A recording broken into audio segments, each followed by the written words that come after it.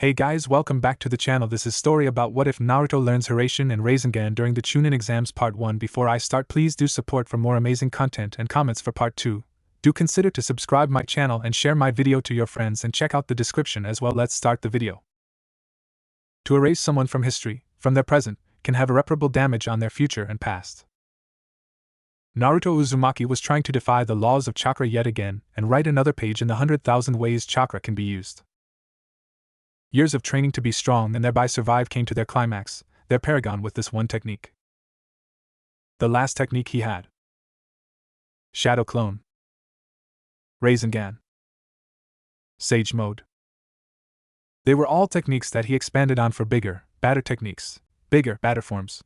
His techniques always centered around the idea search and destroy, bash and crash and finish and diminish. The chakra he poured in those techniques were a lifetime's, but none so like this technique.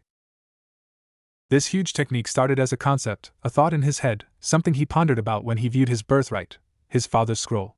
The techniques his father had, the knowledge the fourth Hokage put on this scroll, all the required skills for the techniques and all of the exercises done to do so. The Flying Thunder God technique was always one of the techniques he went over. And that's when the training began. It had taken a week to do the Rasengan, but a year to truly master it to the end. He could easily make a clone, shape the chakra, and there was a Rasengan, but he couldn't ever just make a simple one-handed Rasengan without them. His massive chakra could be controlled and tamed ever so much. And with the natural sync of his original chakra and the Nine-Tails chakra made controlling the huge amount of godly chakra tumbling in his body next to impossible. But he knew anything was possible. And so, he waited months on perfecting his chakra, and with his clone's help, in order to control it enough for the Rasengan. The clones did exercises every day for 5 months, but he was told his chakra control was still decent, not good. It was a wonder sometimes how much time he had while the world went to disaster. Almost endless time, while he ran from their eyes. From town, to eventually a remote island far from the eyes of the elemental countries. He had to even run from his last ally, all to not hear the Uchihas kill him. Kakashi Hatake and the rest of them stayed in his heads, all because of the last two Uchihas.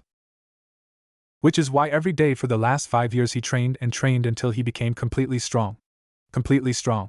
And be stronger in areas that he could cover. Genjutsu he would never be great in, for it took even better chakra control and higher intelligent levels than he already had. It would make him even stronger to be able to use it, but without Kakashi, he couldn't even try to learn. Medic ninjutsu he had dabbled some in, especially since his chakra control was no longer crude anymore, but he had no prowess like the late Sakura Haruno had. Those two had been his weaknesses and he could probably only fix one later one. But for now, he worked crazily on chakra control. 2 clones might have worked on the occasional wind-oriented technique, here and there with the scrolls he had at hand. 5 other clones worked on taijutsu good as well, but nothing like how he was with chakra control. 12 clones climbed trees in the morning, and himself too. 12 clones walked up and down the local waterfall in the afternoon, and himself too. 12 clones balanced a single leaf on their heads in the night, and himself too. Naruto Uzumaki was no joke. But he still believed it meant nothing to defeat his current problems. Madara Uchiha could bend reality to his will, had the world under flames, and Sasuke Uchiha was his right-handed man. Naruto Uzumaki knew he couldn't beat both of them like this. Not like this. So he started working on the Flying Thunder God technique after he finished a year and a half's amount of training to do a simple one-handed Rasengan, a wind-release version, and making and throwing a Rasen Shuriken when he was in his normal form. His father's legendary move was the thing that made this 5 years. The technique demanded his good to be excellent, so he forced more clones to do chakra control exercises. But when 2 more years passed, he grinned to his success. Yondaime Hokage Minato Namake's most greatest technique did not die with him. There were now 2 yellow flashes in history. Naruto Uzumaki could flash from one part of the island to another in many seconds. Naruto's speed that was already excellent jumped to newer heights. It's funny how everybody who he loved had to die for him to become the strongest ninja of his generation now. But he knew if he went against the Uchiha Armada, he would die as he stood. So he decided that 1 more year would be dedicated to such. And this is what law he was breaking in the usages of chakra, and rewrote a new one. As the Sage of the 6 Paths wrote. As Madara Uchiha wrote. As Minato Namake's wrote. As Naruto Uzumaki now written down. Naruto Uzumaki was official the first ninja to use space-time ninjutsu to the extreme. 500 hand seals, one shitload of chakra, he joked, and a greater glimmer of hope in him. Naruto's last words in this world was the following: Jikuken Ninjutsu, Hiraishin Senko. And the yellow flash of sun was no more. It felt weird going around Konohagakure. The stares and glares he was accustomed to all made him feel strangely wanted and gave him a sense of him being here. While he didn't like the heated looks he got from several of the civilians he passed, he got even more stares from some of them, who looked at him with a mixture of pity and even respect. Was it always like this? How come he never seen it? Maybe being 12 at that time just wasn't a time where he sat there and pay attention to the other emotions some civilians sent his way, how some already respected him. He knew he was just too busy promising he would show this village to respect him and love him. That's all he wanted at this age. This was the main reason, at first, why he wanted to be Hokage. Meeting one Haku from the Yuki clan changed that. Haku. He was another person he could save. He could save Haku, Zabuza, create newer allies for what's to come. He could actually do so. Yes, more things to do. More things to look for in this past. He could not just prevent the future from happening, but he could also rewrite history. He could actually do so. While he grinned to himself, pondering about how he could do so, the yellow man, now boy, bumped into another person of his past, Irika Yumino. Irika. And Naruto. And even though I was Irika stopped to let out a ragged wheeze as he choked on the same blood he was leaking out. Even though I always thought I could see you become the Hokage in my time, I always knew I would see you become one of the strongest ninjas I know. But it's time to get even stronger than that, stronger without me being here. Naruto sobbed for his teacher. This would be the second teacher to die that he was greatly affected by. Those last words Irika uttered. Irika Yumino was then tackled greatly by Naruto Uzumaki, whose initially was gonna scold the boy for something. Irika stopped those thoughts as Naruto hugged the life out of him via midsection. Irika-sensei, Naruto said, happily pleased to see Irika's face, much to Irika's surprise as Naruto never really done so before. Naruto. Irika started, but ended up smiling due to the infectious smile on Naruto's face spreading to him. Irika couldn't help but feel happy and wanted as Naruto made it clear that his presence here was welcomed. I'm glad you're glad to see me. Naruto grinned, and rubbed his head in that sheepish manner he always did. You have no idea. So, Irika started as still astonished Naruto was easily packing down his second ramen bowl with ease. You ready for tomorrow? Tomorrow? Naruto dumbly drawled out. What's tomorrow? The genin exams, Naruto. Irika deadpanned. You were spending on all week talking about how you would pass and get out of the ninja academy. Hee, Naruto childishly grinned. Oh yeah, forgot for a sec. Irika shook his head, what am I going to do with you? So, what do I need to do in order to pass? Naruto legitimately forgot what was required.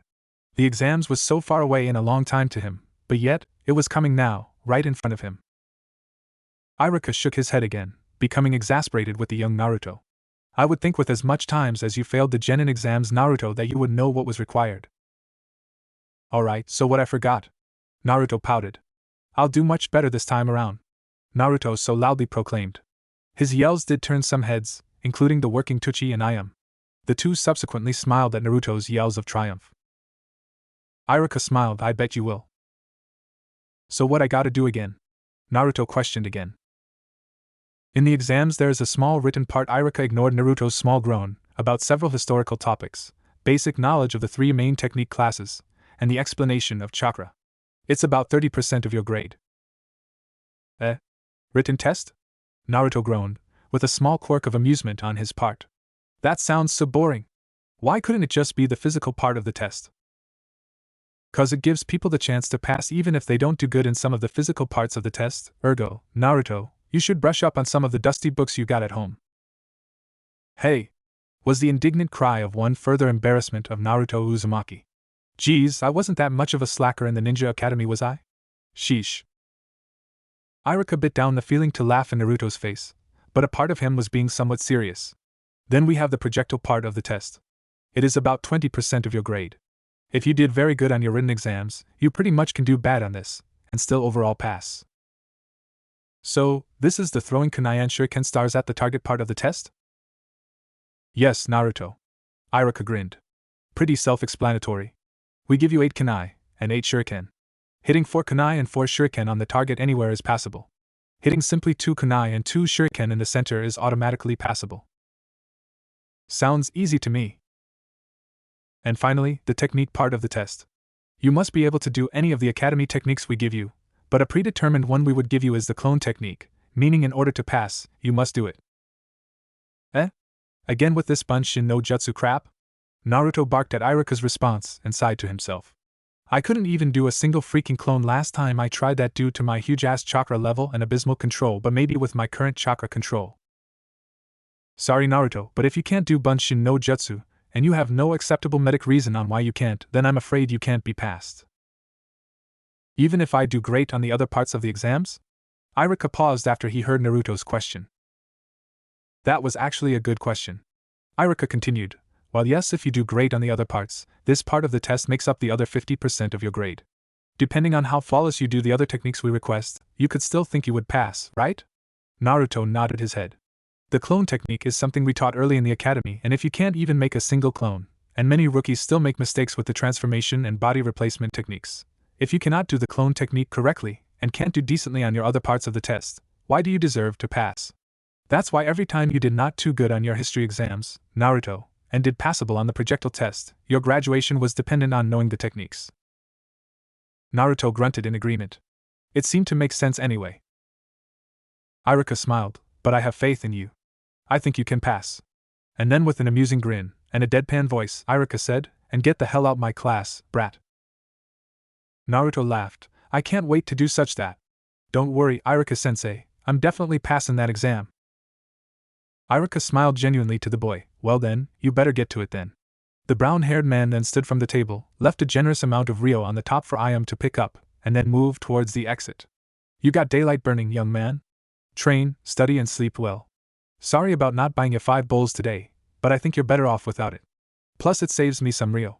You go through my money like nothing, Naruto. Surely the stipend of a Chunin teacher isn't as stellar as AMB you pay. Naruto sheepishly guffawed at Iruka's jokes. Sorry, Iruka-sensei. One day, I'll buy you 5 bowls instead. Iruka put his hands in his pockets, leaving with a small wave of his right hand before doing so. Can't wait for the day. Later, Naruto. And with that Iruka walked off, leaving Naruto to his thoughts again. Naruto left the stand too, after sharing some small talk with Ayam, who was teasing him of his small stature. Naruto really could not wait until his growth spurt kicked in, so he can teasing Ayam on how short she was compared to him. Naruto growled to himself as he tested his chakra control out in an empty field trainees were allowed to use. Forget the nostalgia he has been feeling all day. Having chakra control barely Chunin level sucks so much ass.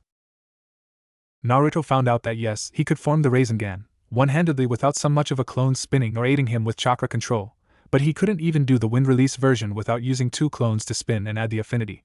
And the Rasen Shuriken was definitely out if he couldn't do the wind release. Rasengan now. Screw caring about the fucking clone technique. So the hell what he could that shit now? Now, he couldn't do the Rasen Shuriken off the fly now. It's not that he didn't have the ability to perform it, but it was just why should he even try? He could still probably do it, and all, but since he had no chakra control to do it without clones, and no extra control to even throw it, it was useless trying to do without trying to suffer the damage he would receive from doing it. Even if he had the remnant of the Kyuubi's chakra, he couldn't heal anymore like he could before.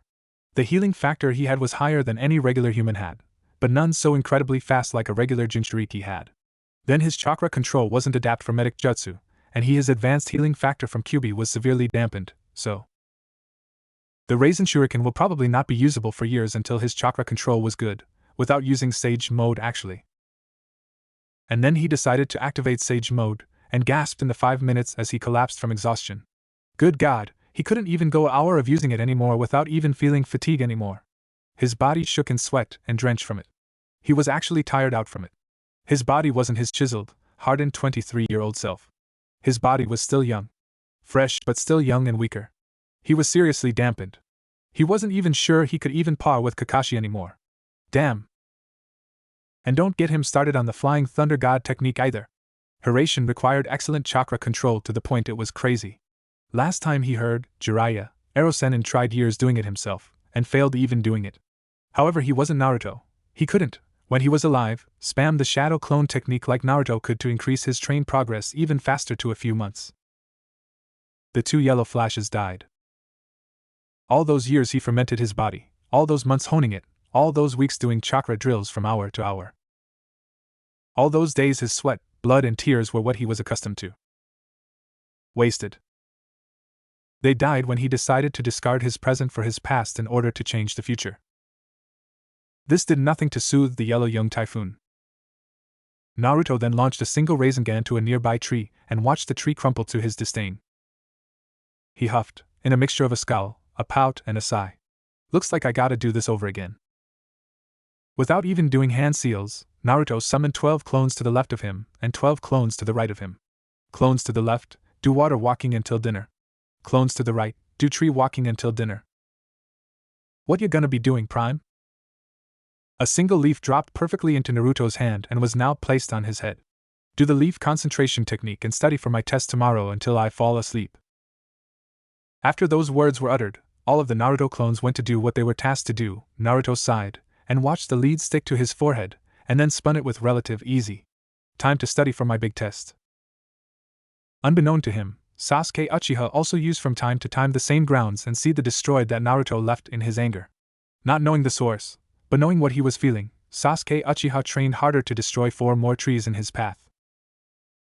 Next morning, Naruto woke up and looked at the blue and orange jacket he had and thought to himself, "You know I love you and all, and you were just basically my attire for battle when I was a genin, but you really would set off a whole lot of traps for me. I need something a little less discreet. I'll go shopping whenever I can in the stores that doesn't quit discriminate against me." Heh. Naruto for now tugged on the warm orange jacket and didn't bother to close the jacket for the probably sunny weather that was gonna be in Konoha, like usual. Very confident in passing the exams, and damn near probably destroying it. No need to hold back. No need to worry about anything. He wouldn't be just overlooked anymore. He wouldn't be weak at all. Not his past, his present, and certain not his future. Well, this is sad, Naruto said, as he sat down in a separately class from everybody else, except 5 other people divided evenly in the size of the room. Naruto sat down, ready with pencil, and looked at his test. And was disappointed. Very disappointed. Everybody got a separate room with 6 total people in the room, excluding the test examiner. Everybody got the same test, the same time, and the same points for each, even him. And he wondered would it have been more a challenge if he was discriminated against. Number 1, what is taijutsu? Wow, Iruka really wasn't kidding. This is extremely boring and almost useless. Naruto quickly jotted down the test in his little own world in the back of the classroom. Number 2, name the 5 elements, and for extra credit, what are affinities? Boring as hell. Naruto again jotted down his answers, but then thought to himself again. Well, now that I think about it, even though this is easy as hell, I'm not having too much trouble with it at all. It would be bad if I did. Naruto then finished off the 6th question of the test, didn't blink about the 7th, and the 8th was done as soon as he knew it. By the time he realized he was on his 20th question, which asked something relatively interesting about what was Yuzu no Kuni now present day, he thought, the land of the whirlpool is no present-day wave country. The land of the waves. God, that brings memories. Can't wait until I see Tazuna and knock some sense into Inari's little ass. Soon Naruto finished his test, and left the room, now learning he was the first out. The others inside were still struggling with their test. Naruto grinned, well, I bet they're mad the supposed dead last finished before they did. A Hinata Hyuga looked at him as he confidently strode out the room, with a look of admiration, and was tempted to run out the room to congratulate him with a kiss, of course. Instead, she was given the desire to finish the test faster. Naruto walked slowly to where he was supposed to go for his projectile part of the test, wondering if he would see Sakura, Ino, or even Shikamaru in passing. Shikamaru, knowing him, would rather sleep the test at the last minute, fill out the answers quickly and leave saying it was a drag.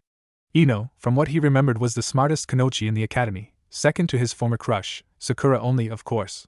Ino had her licked in everything else. Sakura definitely was gonna ace the Genin exam's written part of the test. She was decent in throwing projectiles and very good when it came in knowing the main techniques the Ninja Academy taught, due to her excellent chakra control and very little chakra. He seriously wanted to see his good friend Sakura though. Not even out for a date. He long got over his crush for her, rather feeling simple platonic love for her. He missed her. Like everyone else, he wanted her death no faster than his own end. But now he could prevent her from dying on him. She could even be stronger than before. And he could help her. He could. Damn, being in the past, despite its cons, were eventually outweighed by its pros. Putting those thoughts aside, Naruto took his time to get to the room for his projectile test. When he got in a seething glaze from the examiner. No doubt because he believed Naruto was Kyuubi incarnate, which was even now extremely far from the truth, but in the end, the man couldn't do anything to forge or discriminate against the boy, for the exam made him discard his hatred for Naruto for now.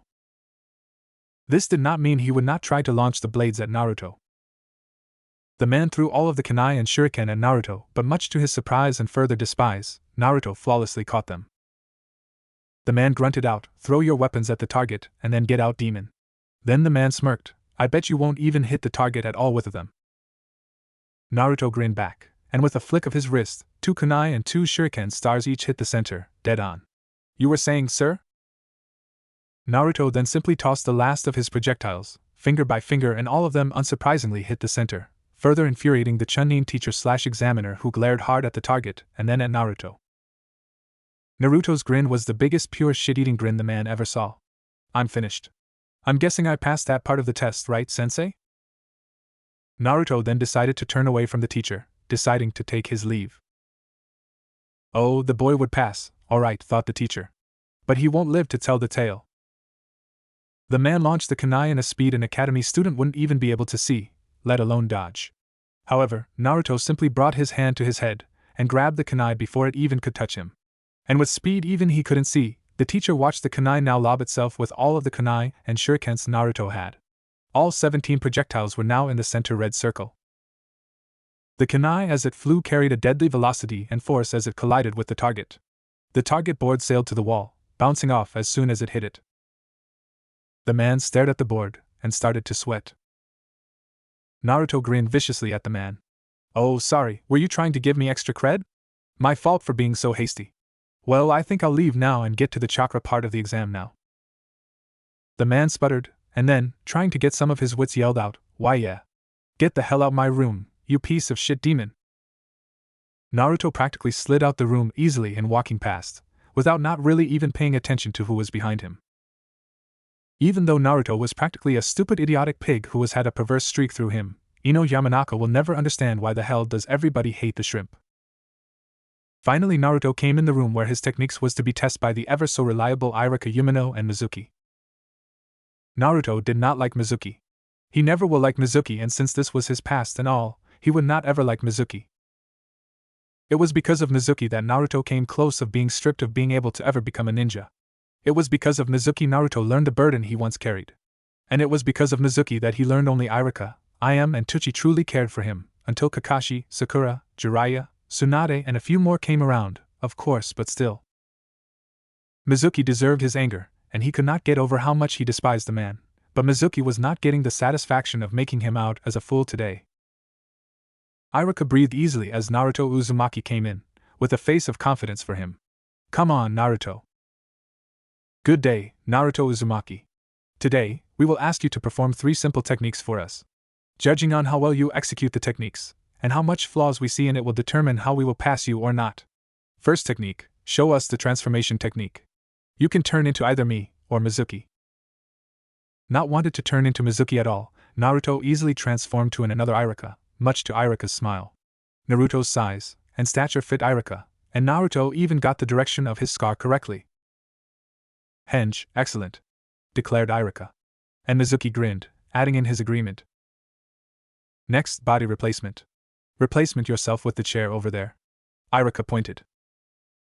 Naruto flawlessly again did so. Irika smiled even brighter. Mizuki grinned too. "Kawarimi, excellent," Mizuki said after Naruto ended the technique. "I got word that Naruto did great on his projectile test too, so his taijutsu is passable as well." "Better than passable," Irika prided. "We actually can pass him even if he can't do the Bunshin no Jutsu correctly." "Well, better not tell him." "Last technique, do the clone technique." "Alright," Naruto simply said, and then did the necessary seals slowly for them to see, which was almost painful to Naruto. "Hand seals, they are much slower than before. Gotta also work on that." Much to the great surprise of Irika, and possibly the surprise and probably anger to Mizuki, Naruto's clone was not dead and lifeless on the floor like he did in the past. Bunshin, excellent. Congratulations, Naruto Uzumaki. You passed the exams with flying colors. Irika grinned, and patted Naruto on the back. Yes. You can now get the hell out my classes. Hee. Yes. Ha. Naruto Uzumaki cheered, though the victory wasn't really very long as Irika expected. Hell, Irika expected Naruto to be hopping on desks, dancing like hell, but Naruto wasn't. Irika grinned. Irika handed him his headband and watched Naruto take it and wear it with pride on his head. Irika couldn't be even prouder. Naruto has finally matured. Great job, Naruto. Let's celebrate with some ramen. Yeah. Naruto pumped. He honestly roared that ramen was the food of the gods. Mizuki, you can take over? Sure, Irika. Go treat him, Mizuki said. Irika grinned at him as he took his leave and left the room. Mizuki laughed at Naruto's cheerful yells, "Congrats, Naruto." Naruto's pleased demeanor changed to a neutral tone with Mizuki. Thanks, Mizuki. Mizuki raised his eyebrow. You know, Naruto, I think you could be Rookie of the Year this time around. Your scores were the best I've seen well around, possibly even better than Sasuke Uchiha, and you scored flawlessly on the written test. Yeah, I guess I did, eh? Naruto might have seemed to be sheepish and in happiness that Mizuki was praising him. However, Naruto's thoughts were more different. Of course I know what you are planning, Mizuki. You know, even though Irika's not here, I think you deserve to get extra credit. Extra credit? Ha ha ha, really? That sounds awesome.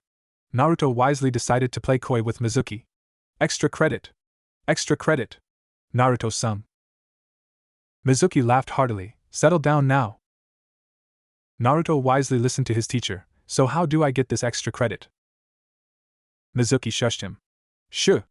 Now, Naruto, extra credit doesn't come if you shout it out now. Hee, sorry. Mizuki grinned. I'm glad for your enthusiasm. Now listen, this test will test your speed, timing, and stealth. It's an extra credit quest that is administered by all academy teachers. All you gotta do is the following. In the past, and he still wants me to do the same thing. Too good. This is just too good. Mizuki said what? He said in order to receive extra credit, all I gotta do is steal the scroll of seals, and bring it to him by 7 tonight. Naruto innocently said, smiling up at Irika. Naruto, instead of letting Mizuki have everybody scapegoat him for being tricked into stealing the scroll again, went straight to Irika's usual spot, Ichiraku's, and told him what Mizuki's extra credit quest was. Mizuki, that Irika seethed. I shoulda known he was a traitor. And he was trying to bait in an academy student so he could take the fall? So it's not extra credit that every teacher does? Naruto asked, confused on why Mizuki would lie to him. Why would Mizuki-sensei lie to me? I really don't know, Naruto, but thanks for coming to me first instead of doing the quest yourself. Irika really sighed in relief. I fear what would have happened if he didn't come to me first to brag about the quest. So no extra credit? Naruto sighed. Irika patted Naruto on the head. The extra credit here is that you get 5 bowls of ramen today and next payday comes, alright, Naruto? Yay! Naruto yelled, ramen! Ramen! Ramen! Irika laughed much more easier at Naruto's antics.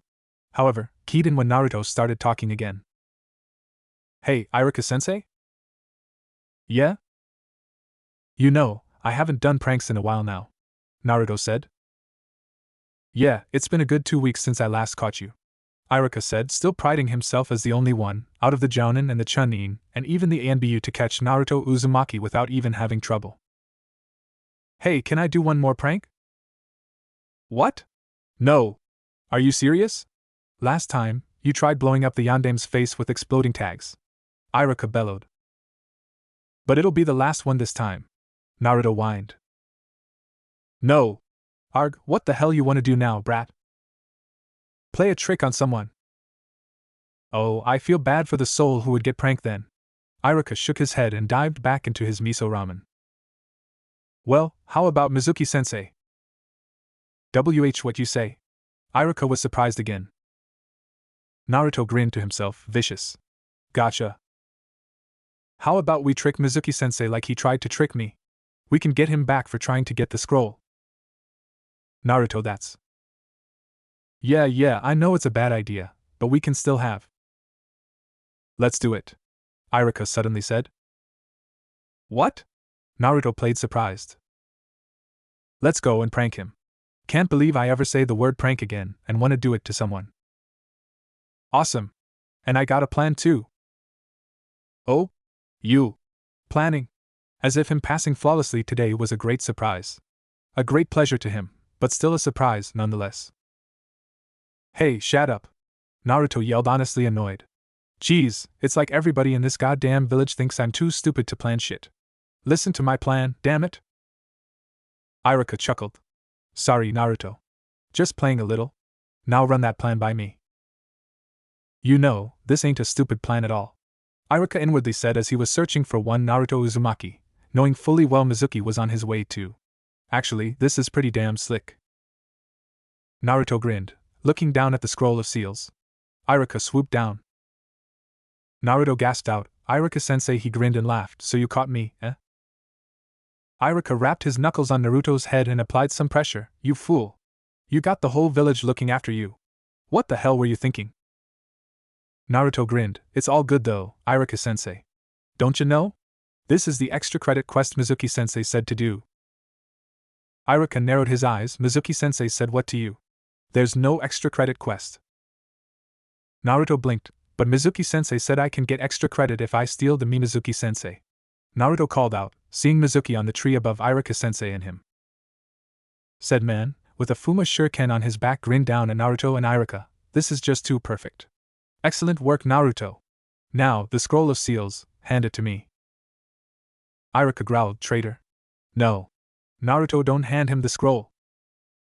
Huh? Why? The extra credit, Naruto, Mizuki said once more. There isn't any. Irika bellowed. Don't listen to him, Naruto. Mizuki frowned at his former fellow teacher, and had an evil smile plastered on his face, suddenly. Hey, Naruto. You know, I'll tell you something even better than extra credit. Be better than extra cred? What? What? Naruto energetically said. Irika frowned. Wait, what he would be telling Naruto? Unless his eyes widened, the prank being forgotten. Wait, no. Naruto, want to know why everyone hates you in this village? Naruto blinked, playing the boy he once was when Mizuki first told him this. Why do they hate me? Irika's eyes widened. He was telling him that. No, Mizuki, you can't. Mizuki laughed. 12 years ago, the Kyuubi attacked the village and was told to be defeated and killed. However, the fourth Hokage couldn't kill it. It had to be sealed into a baby. Around that time. Naruto blinked. A law? Mizuki nodded, the evil smirk reaching the height on his. Yes, brat. A law that said that nobody was allowed to reveal that Naruto Uzumaki is the Kyuubi no Kitsune. Irika growled, you bastard. You're a traitor and a liar. Irika-sensei's right. Mizuki looked back at Naruto with confusion. What? You said the nine-tailed fox was sealed inside a baby. Naruto neutrally said back. This really didn't faze him. Mizuki was an idiot back then and now he was twice the fool. That's right, and? So how could I be the Kyuubi no Kitsune, if it was sealed inside me? Naruto defiantly argued back, ignoring Irika's incredulous look. You're a fool. A fool who's too stupid to realize that maybe me and Kyuubi are two separate entities. There isn't even a nine-tailed fox anymore anyway. He added himself at the end. Mizuki sputtered, while Naruto rose with a kunai to his face. It's over for you, Mizuki. You lose here.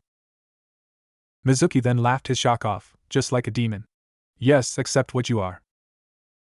You can't beat us. Ha, you and Scarboy here? Mizuki sneered, I can kill you in my sleep, Ninetails. Naruto smirked, there isn't any way to beat you. No, you fool, now die. Mizuki then fell from the tree mysteriously. A clone stood up from the tree, who simply chopped Mizuki in the back of the head. Yeah, Naruto plays dirty. Irika looked in awe. A clone can't do that. That was a shadow clone. Then, he glared at Naruto, you actually stole the scroll? Well, old man Sarutobi gave me a copy of the scroll of seals and I figured since you were busy trying to find me, hell, I learned a technique or two. In all honesty, Naruto did make a copy, at least to cover why he had the technique, but Sarutobi didn't know. The plan went smooth. Tell Sarutobi what happened. Lead Mizuki to the spot.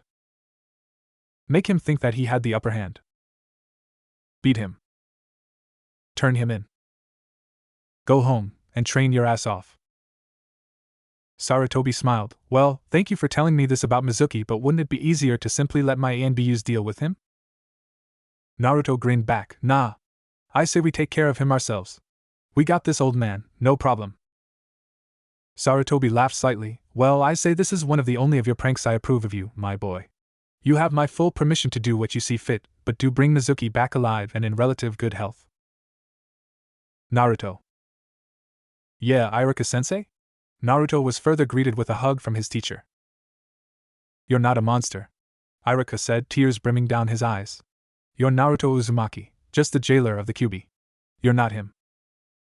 I know. Naruto smiled. Thanks, Iruka-sensei. Seriously though, we have come to a part of our lives where we don't fit anymore, Naruto said to his orange jacket, who was just laying on his bed, silent as ever. Naruto sighed. You're supposed to be with Naruto Uzumaki, not me. Naruto, however, threw on the warm jacket and pants he had. He seriously needed to shop. Well, maybe after his teams get picked today, he would go down to the shopping district of Konoha and go search for a shop that didn't discriminate against him. Oh, shops had never again done so after everybody knew Naruto defeated pain. Everybody, except the few shrewd too stuck in their ways, of course, had earned a newfound reverence, love and downright worship of Naruto Uzumaki. There was even a day dedicated to the defeat of pain by Naruto. The only festival he went to. It was a little annoying to be back to this old hatred he felt from the people because of the former entity that was the Kyuubi. Every time he would get a glare from a shopkeeper watching the little yellow head pass by, Naruto amusingly gave the owner an one-finger salute and walked closer and closer to the academy. In the small of his eyes, he seen something that should have been the mark-out funniest thing of the year. Sakura Haruno and Ino Yamanaka were racing to the academy, no doubt to get a seat next to heartthrob Sasuke Uchiha. Back then, he would have been said to hear Sakura thought Sasuke to be cuter to him, but from what it's worth, he really didn't care anymore. Well, at least until she got picked on his team. If she got picked on his team. Not like before when he knew he had poor grades on tests, and poor grades in general in the academy. Naruto never did excellent like he did yesterday on his test. Hell, if Mizuki wasn't lying, he could well be Rookie of the Year. Rookie of the Year? He thought with a scoff.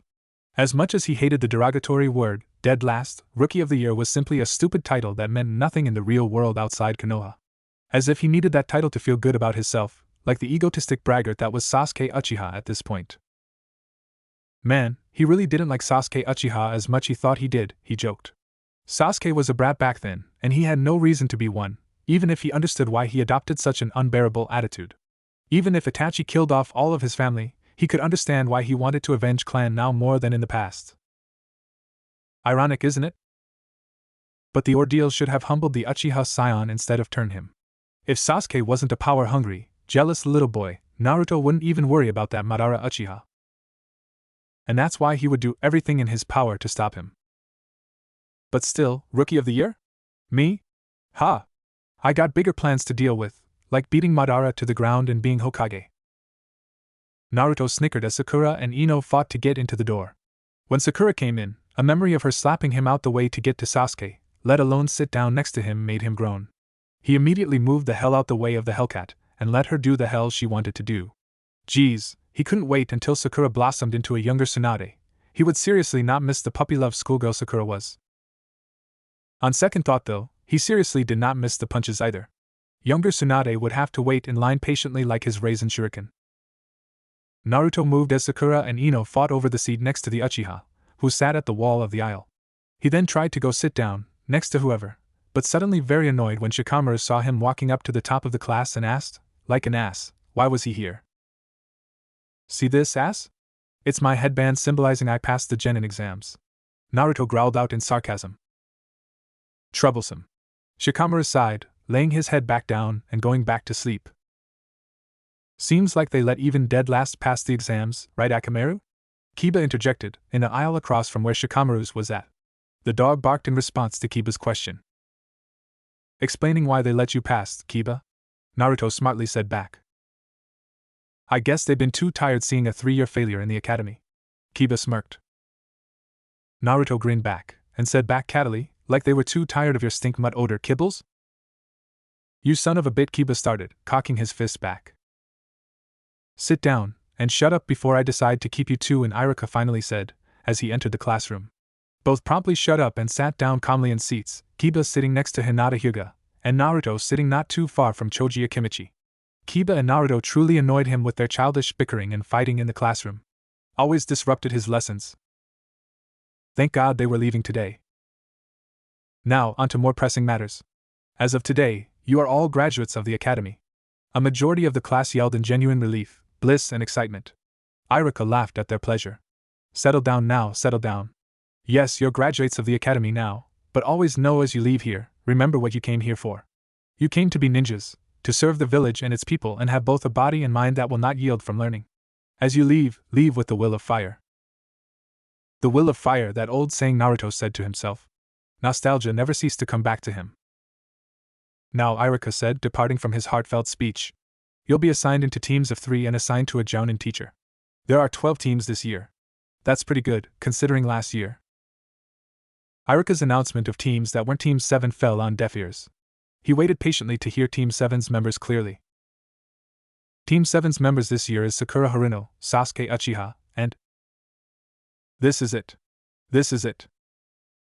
And Kiba Inuzuka. Your teacher is Kakashi Hatake. Iruka Umino finally announced.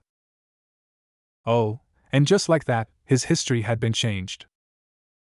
They waited until Kurenai Yuhi came to pick them up, with Kakashi's new Team 7 waiting only across the room and Asuma Saratobi's Team 10. Then a few minutes after Iruka left, and the other groups of teams started to leave, Kurenai picked them up, before Asuma came to pick his team or Kakashi's. It felt strange not being a part of Team 7, stranger than what it felt when he was still trying to get Sasuke Uchiha back to the Leaf. Even when Sasuke left to pursue power and vengeance, he still believed in Team 7. He still believed Sasuke to be a part of Team 7. What happened to Kakashi? Didn't Kakashi want him to be his student? Surely he knew Naruto was the 4th son. Or maybe was it because Sasuke was the last Uchiha and Kakashi technically was the only active Sharingan user and Konoha and Saratobi felt Kakashi was needed to keep Sasuke in check? Or maybe simply Kurenai Yuhi simply wanted him to be a part of the team? He didn't know, but he pretty much was sitting there, pouting and pondering on why did fate change hands? Suddenly, Naruto realized what he told Neji. Destiny and fate is what you made of it with your decisions and actions, not what was predetermined as such. He gotta keep telling himself that he wasn't the same as before. He wasn't Naruto Uzumaki, the boy who wanted Sasuke Uchiha back, but Naruto Uzumaki, the boy who came for another try at life. He didn't have any personal reasons on why he did not like Team 8. Frankly, Hinata Hyuga in the future became a dear friend of him up until the end. He never even got to see her off before he even left. And here he was, ignoring the girl who probably just got enough courage to ask him what's wrong. She probably thinks I'm depressed I'm not on Sakura's team. I'm okay, Hinata. Naruto warmly said to her with a nice smile. Thanks for asking. The girl nodded meekly, unable to look him in the eyes anymore, blushing crazily in front of him. Naruto almost chuckled at the sight. Funny how the Hinata he remembered was a tempest of deadly strikes and power, being able to still blush in front of him like a puppy. This Hinata would be no different, would be a strong warrior right before he could say anything else different. Naruto never forgot how Hinata Hyuga told him that she loved him. The feeling wasn't mutual or anything, but it had made him warm, warmer than anything he had ever felt before. Before then, nobody had told him they loved him before, no one. Jiraiya and Tsunade loved him, but they never told him that. Iruka's brotherly for him was palpable, but never did he ever say such a thing. Not Tsuchi, Ayame, Sakura, or Kakashi had said so. He had felt warm when she said that. He wouldn't forget. Sadly, however, he could not return any feelings for her, no matter how much he would like. He loved her instead, but maybe Hinata Hyuga would be someone he would fall for. Yeah, she would, but not any time sooner. Not when he had work to do. That's why he didn't say anything back. It was cruel to her that he didn't say anything back, but it would be cruel for him to go on and get her when the world was in flames. Shino Aburame was a cool guy. Very quiet, but very strong and intelligent, though it still probably held no candle to Shikamaru's tactical mind. He had no hatred for Naruto, no desire to say anything snippy back, and he wasn't arrogant. All he was frankly neutral towards Naruto, at least until Shino heard of some of the things Naruto did after the Chunin exams. Respectful towards Naruto Shino has always had, and that Naruto liked more than most of the other people he interacted with in the Konoha 11. Kurenai Yuhi was someone he didn't especially care about since he never had a huge connection with her, but after Asuma died, he and Shikamaru both made sure they properly visited her little baby boy, though Shikamaru more than him anyway. He always took Asuma's death as his own. The man spent time out to help him with his wind affinity, and he ended up dying after it. Naruto wouldn't forget that. Kurenai had waved her fingers at the children and asked them come with her. So, you're teammate, huh? I'm Kurenai Yuhi, Genjutsu specialist, and I'm gonna be your jounin for the next few years. I'll be quick and right to the point. This is my first year with Genin but my second time tutoring such youngsters like you three. So how about I get to know you better? Hobbies, what fields you specialize in and what fields you want to specialize in, and then finally your desires in life. We'll start with you. She pointed to Shino. Shino quietly spoke up in a melodic voice. My name is Shino Aburame. I specialize in my clan's insect techniques, and I do not what else field I want to specialize in. My hobbies are collecting more bugs to my current collection, and my desire is to become a clan leader. Kurenai smiled at Shino and threw a glance at Hinata. You Hyuga-san? And my name is Hinata Hyuga, but you already knew that, Kurenai-san. I specialize in my clan's techniques though, I'm not good at it. This earned a frown from Kurenai and the same from Naruto. Shino's expression hadn't changed. I don't know what field do I want to specialize in, but I want to be able to make people proud of me. Hinata shot a small glance at Naruto Uzumaki, who stared back at Hinata Hyuga intensely. Hinata squeaked and averted from Naruto's glance. Kurenai sighed. Don't worry, Hinata. We'll get you some confidence. She herself glanced shortly at Naruto, which he easily picked up. So that's why she wanted me on the team. She knows Hinata's crush on me, and I would be a great boost in her confidence if I'm here. Naruto concluded to himself. And you, boy? Kurenai said last to him. Naruto decided to play loud and boisterous. Hey! Naruto Uzumaki here. I specialize, I guess, in making clones. This gotten curious glances from Hinata and Shino. Kurenai's expression did not change. But I wanna specialize in just about everything. Ninjutsu, taijutsu, genjutsu. I wanna do it all. Kurenai smiled after the genjutsu part. My hobbies is training, making ramen and eating ramen, but my dream is to one day be the strongest ninja in my village. No Hokage now? Kurenai asked, amused by Naruto's cheer expression. Maybe that, but I'd rather be the strongest to protect my people. Naruto closed his eyes and gently smiled.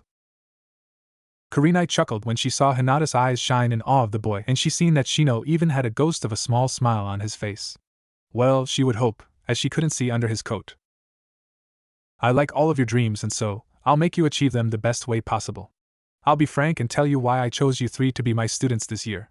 I want a team to specialize in speed, stealth, tracking, intelligence, and power.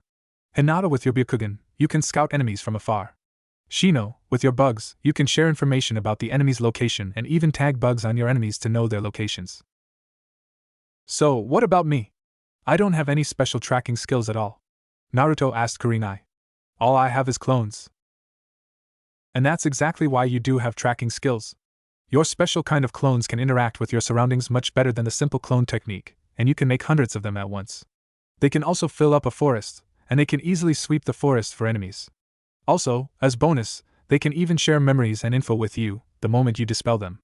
Kurenai responded, also telling Naruto what he already knew. And you do want to learn moves from every main technique class, isn't that right? Seeing Naruto's nodded, she continued, add in an ability to track and censor out the opponent, and you can be the team's censor. Can't go wrong with that, or you could anything else you like. Whatever you want. That goes the same for you too. She nodded at Hinata Hyuga and Shino, who both was pondering what kind of clones Naruto had that could interact with their surroundings, let alone make 100 of them. Let's do some taijutsu drills at the training grounds we're assigned to. Come along. And so they did that. Kurenai looked to the side, as she observed all three train together using taijutsu. Hinata seemed to be either the most balanced of the three or a close second. Her taijutsu strikes were fast, precise, and dangerous, obviously, but Hinata possibly chose to lower her power and speed in most of her strikes against Shino and Naruto. She was adept in the gentle fist style, although she probably didn't try to show it. The girl lacked too little of confidence in herself to strike with the intention to hurt. She had precision on her side, but dampened her own speed and power.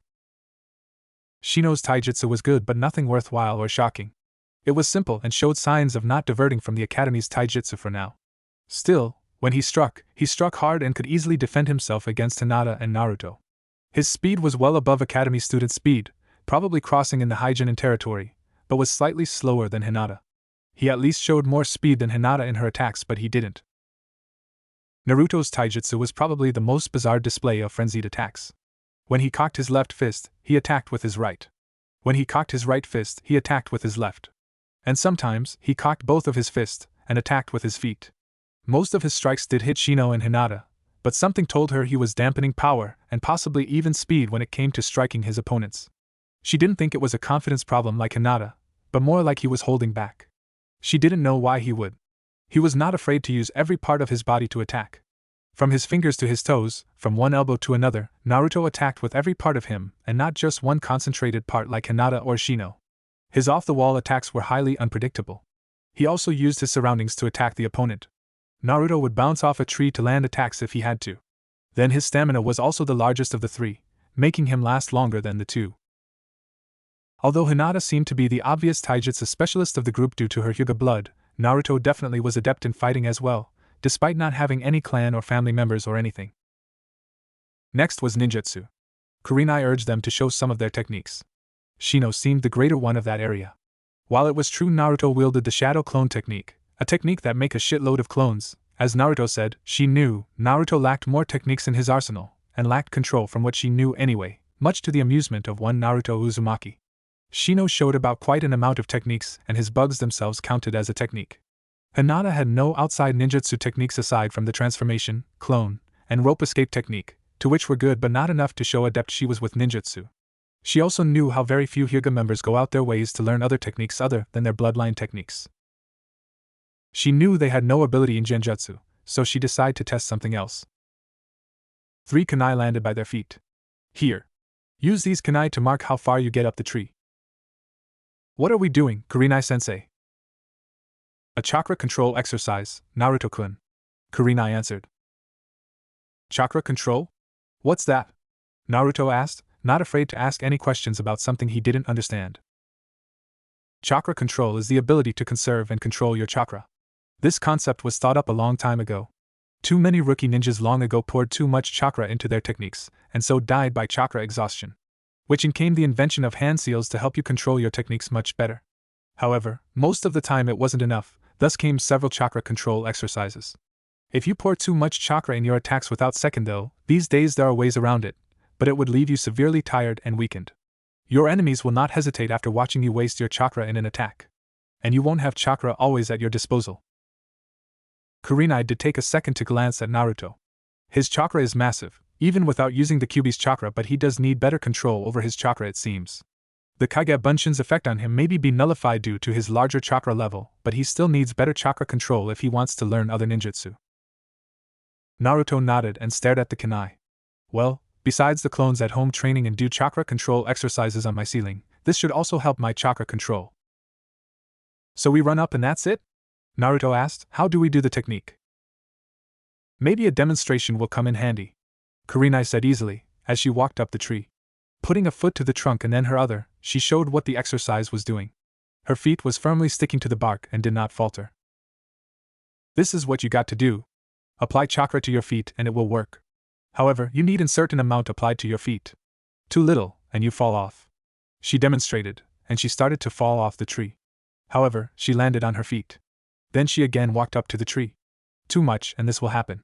She applied more chakra and then suddenly she bounced off the tree, breaking the bark on the tree. She again landed on her feet. That is why you must put the right amount of chakra in your feet. Oh, cool. I'm definitely gonna ace this. Naruto boasted, bringing a small smile from Hinata and Kurenai. Well, if there is no further questions, get to it, students. Kurenai said, grinning at them. Hinata took a tree in between Shino's and Naruto's. She glanced in Naruto's direction, and managed to squeak out, good luck, Naruto-kun, Shino-kun. Shino nodded and Naruto grinned, definitely. Same for you and Shino. I expect you two at the top. Shino simply announced. Naruto could get used to the not-so-arrogant boy. Ready? Go! Kurenai watched all three race up the tree, and was pleased to see all three ran up and reached the top. She was not surprised to see Hinata and Shino make it up there with ease, but to see Naruto up there too? Members of the Hyuga clan already have natural good chakra control due to their average amount of chakra, and Aburame already teach their young chakra control exercises to keep themselves from being devoured from the insides by their bugs. But one thing I don't understand is why Naruto is up there? His chakra levels are huge. Also, judging from his questions before, it doesn't seem like he knew what chakra control exercises were unless he did, and I judged too quick. Well, let's see something else. Wow, I didn't think you guys would get it so quick. Kurina yelled from the ground she stood on, looking up at the three on the top branches of the tree, either sitting like Hinata was or standing like Shino and Naruto was. Looks like you three have good chakra control. However, let's see how good it really is. Everyone get down. The three followed Kurina until they saw a nearby river near the main hub of the training grounds. She grinned. Alright, wasn't gonna do this on the first day of us training, but since you three sped through the tree exercise so easily, I think we try something else. Like? Naruto asked. Like the water surface walking exercise this time.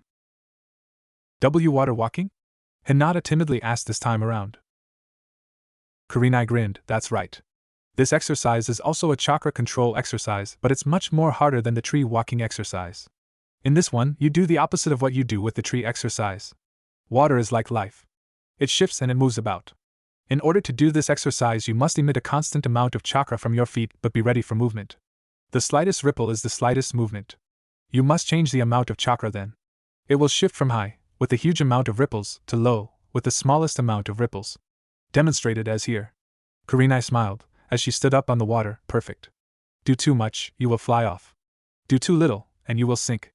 If you do this to the point of mastering it, you'll be so used to the change in chakra that you won't even feel a thing. Kurina watched with some sick satisfaction as Shino Aburame dropped into the water. Seeing the stoic boy sputter out the water and spiting out liquid out his mouth and nose, Kurina laughed a little. Don't rush into it now. Take your time. Hinata, the less confident of the team, approached the water in a more cautious manner. Gingerly stepping on the surface of the water, which felt flat to her, she reached out again with her other foot. Soon, she was standing on the water surface. However, putting her 2 feet down had created ripples, and Hinata's expression was almost close to a panic. No, it was a panic. Hinata Hyuga, unfortunately, fell in, next to the spot Shino just did. Shino dragged himself out the water, soaked. Kurina laughed cheerfully at Shino's hard look. Oops, maybe I should have told you guys to take off clothing you weren't willing to get wet. Maybe you should do that, Naruto.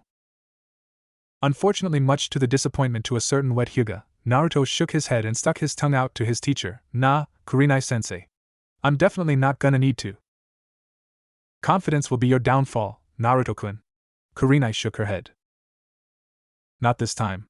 Naruto smirked, and Kurinai watched in amazement as Naruto didn't stand or even walk on the river, but damn near skated on the water surface. Who? Look at me, Kurinai-sensei. Good God.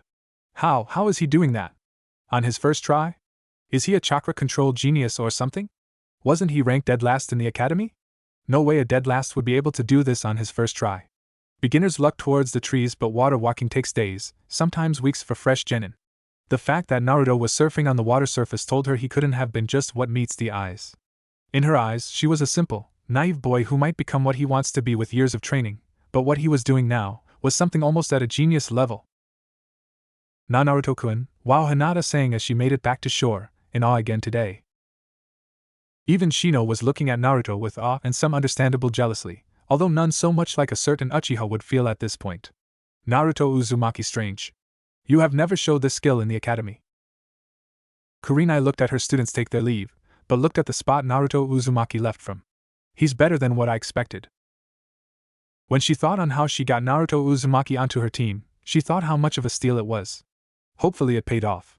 Seemed like it anyway. Hokage-sama, if you may let me, I wish to take Naruto Uzumaki, Hinata Hyuga and Shino Aburame under my wing. This earned a surprised glance from Hiruzen Sarutobi, the third Hokage. Oh? And pray tell, why would you want to do so? I want this new team I have this year to specialize in tracking, control, and stealth. The Byakugan is perfect in locating, reading, and tracking enemies. Aburame clan members specialize also in locating and tracking with their bugs as well. What about Naruto, Kurinai? Naruto has a boundless potential should he use it wisely. He could be a great tracker, as the shadow clone technique can not only make clones to interact with its surroundings but also share information with each other as soon as the user dispels the clones. If he ever gotten better chakra control, think on how powerful he could be? Sarutobi smiled, and nodded. Well, since Kakashi isn't even here to try and fight to get Naruto, you will be able to take him, Hinata Hyuga and Shino Aburame under your wing. Do train them to the best of your ability, Kurenai-san. Kurenai smiled back, happy at her victory. Thank you, Hokage-sama. So, Kurenai-san, are you happy with your new team? I figure this team was much better suited for your taste than last year's, Sarutobi said, taking the pipe out of his mouth. Yes, Hokage-sama. I am very pleased with this team, very pleased, Kurenai said, with a small smile. Oh? Hokage Sarutobi asked. Yes, they did much better than expected. Do tell. They have solid taijutsu skills, good ninjutsu skills for genin, and much better chakra control than I first expected. They even got the tree exercise on the first try. Oh really? Sarutobi said with a smile. These generations I seen in my lifetime do keep getting stronger and stronger these days. You don't know. I mean, on the first try. But that wasn't the greatest part. No? Sarutobi's eyebrow quirked. What was? Naruto Uzumaki has the best chakra control I seen in most genin, and even in the Chunin levels. He did tree exercises and water walking so easily. Almost like was a genius. Kurenai exclaimed, still shocked that Naruto of all people did all that. Naruto did all that. Sarutobi pondered. Very interesting. Naruto didn't show signs of being a genius before, although because of his pranks, I have seen a lot of holes in our securities and he hasn't caught by any of my people, even my ANBU. Something even tells me that he knew how to do water walking and tree walking exercises from the beginning. But how could that be? Genin aren't supposed to know that. Kurenai gasped again to herself, while Sarutobi took this time out to take a drag out his pipe and blow out hot smoke. Very interesting, that Naruto. He never ceases to surprise me. Sarutobi's raspy chuckle was loud enough for the red-eyed beauty, Kurenai Yuhi. But I think genius is a word that could never apply to Naruto. Hokage-sama? Kurenai questioned, confused at the suddenly insult at Naruto. Naruto is much better than a genius because a genius lacks the experience and life Naruto has dealt with. Naruto has shown that with hard work, he could surpass the stereotypical word genius and make something better of himself. Sarutobi grinned to her. I will admit that years of Naruto pranking has spotted out glaring holes in our systems of security, and if he wanted to, he could have just stolen anything from any place without anyone knowing such. He is our #1 most surprising ninja for a reason. The day he ceases to amaze me would be the day I cease to exist. Sarutobi laughed to himself. I'm hoping I do see Naruto become a great man before my time though. We already had the 4th Hokage. Naruto's potential is as great as the 4th was. Kurenai was shocked at Sarutobi's praise. Yes, Naruto was definitely not what a dead last was, but to compare him to the Yondaime? This early? Sarutobi spoke to Kurenai again as he took his pipe and set it down next to him on his desk. He looked into her, and smiled. Perhaps you should try to keep this team, Kurenai-san. I think they have a storm brewing ahead of them. There has been very small things in his life that could piss him off. Someone talking shit about his Ika books. Someone stealing his Ika books. Someone trying to replicate his Ika books. But something like this was almost as bad as someone killing his favorite author. Naruto Uzumaki was stolen from him. Just stolen. And Sarutobi let it happen, he just let it happen. The boy was his to teach, not Kurenai Yuhi's. Goddamn Obito's freaking habits. Goddamn it to hell. The day he was actually helping a woman from the other side of Kanehigakure deliver a package to the land of the wind on one hand was the day Kurenai swooped in, took him in and took him from his grasp. His manly grasp. And now, Kurenai was probably doing filthy things with him now, with Hinata Hyuga tagging up. He knew the physiology of those Hyuga. He knew of their voluptuous curves and creamy skin and how the gentle fist could be used in many ways that would hurt first but be awesome in the end. Damn Kurenai! Damn her! And then, she stuck him with them. Good God, a stink mutt, with a loud mouth and a cheap mouth he just couldn't stand. And then the fucking fangirl with the worst, god-awful amount of hair color he saw in his fucking life. Oh God. But they weren't even the worst of it. No, one arrogant Sasuke Uchiha made having a fangirl and a wet mutt fun. Sheesh, at least they acted like they feared him. Mr. High Mighty made going to every team meeting fun. Which is why he left his house 5 hours after he needed to be there. Meanwhile, while he was needed to his team, He took extended walks around the village and actually found where Naruto Uzumaki trained at in the spare time he didn't not have at Kurenai's meetings. It took one glance at what Naruto was doing and he was shocked when he saw the boy training. Or boys. Naruto had 12 clones in each sections. 12 were tree climbing, 12 were water walking, and 12 were doing the leaf concentration exercise. And he was doing it so perfectly. Kage Bunshin too? Why was he not briefed on the boy's skills? How could he actually be able to do that with no drawback? He had that much chakra? No. Alright, that's it. That is it. He would train this boy, he would train him, take him from Kurenai. He would in due time. Even if he had to kill to get him. But for now. Hey kid. Name's Kakashi Hatake, wanna learn something new? The heart, one of the 8 vital parts of the body, interesting. The heart is a vital part of the body, giving life to those.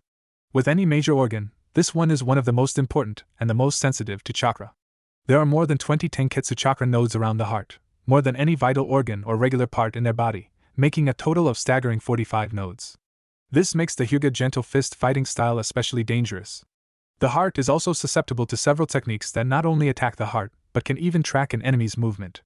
Interesting, I never took in consideration to read this crap, but actually, it's much more interesting than I thought. The heart is susceptible to several techniques that can track and damage the heart that's outside the gentle fist? So, if I can devise a technique that could track someone by their heartbeat, no one could even hide from me. Naruto grinned to himself. Oh, think of the possibilities. And that itself can't keep me from any person. Something like that will be easy to come up with anyway. Naruto had the right chakra control, the right amount of chakra.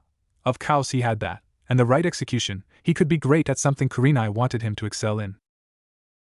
Naruto always thought sensors-type ninjas were pretty damn good in their own right.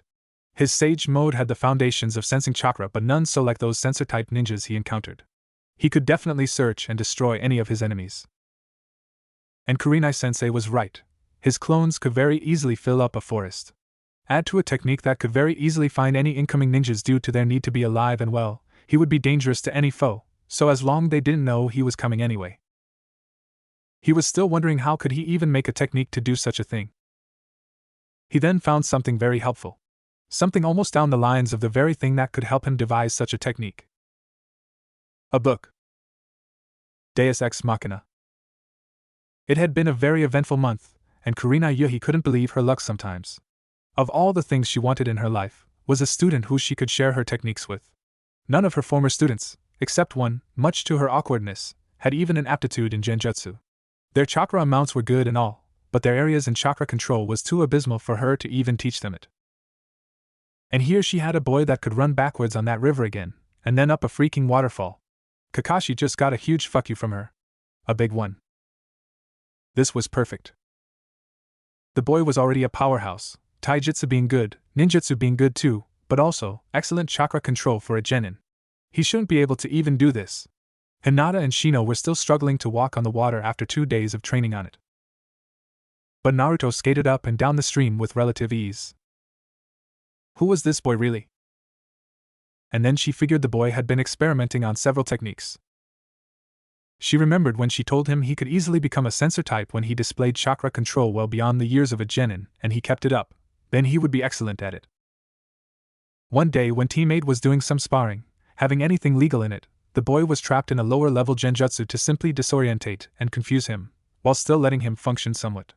However, Naruto stayed level-headed, and declared loudly, "Don't think you can hide from me, Kurenai-sensei. Time to try out my newest technique." Kurenai watched in amazement as Naruto not only tore through her genjutsu, which wasn't so much a surprise seeing she already taught them how to break genjutsu with genjutsu release, but was able to see where she was when she was sure she made herself totally hidden from the boy. Have the boy already figured out how to sense chakra already? Naruto launched a kunai at Kurenai, to which she of course caught but decided to come out the tree of where she was. "Naruto, that was excellent of breaking my technique, but how did you find me? I was sure I hide myself completely, but you still found me?" Naruto sheepishly grinned and modestly rubbed the back of his head. "I found a way to find someone even if they do that." "How?" Shino stopped, asked stoically and approached Naruto, with Hinata Hyuga meekly moving up to see what was up too.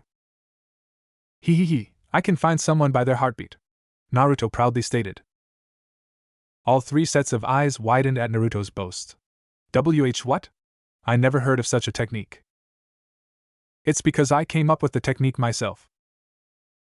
And then, she realized the boy truly was something prodigious. Even if he tried to play it off as common knowledge, very few people knew or even remembered what tenketsu was, because very few ninjas could release chakra freely from their tenketsu, excluding any of the current 450 members of the Hyuga clan. But she never knew there were a lot of tenketsu chakra nodes at the heart. Let alone those could be interacted with even so far from where a person would stand.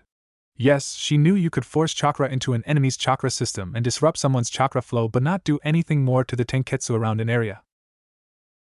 Naruto came up with a technique that could easily spot out someone else no matter where they were. So as long as they were in his area, he could do it. The heart has 45 chakra nodes at it, the most largest part of the body. This technique I've been experimenting on for a week can track someone by their heartbeat. All I do is send out a pulse of chakra to an enemy. Naruto demonstrated, and sent a pulse of chakra through the air. All three of them felt a tingle in them, and suddenly Naruto smirked, and I know where you guys are. Apparently I guess you guys can feel a tingle. That's probably the downfall of the technique. A smart ninja probably could feel something is wrong and counter it, and I'm not too sure if I can sense suppressed ninjas, but I'll work out the kinks of the move. I call it the Dokidoki Kangchi no Jutsu, heartbeat sensor technique.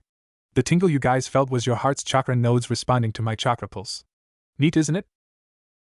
And Kurenai learned something incredibly helpful to not only help Shino and Hinata become stronger, but even help her own tracking skills.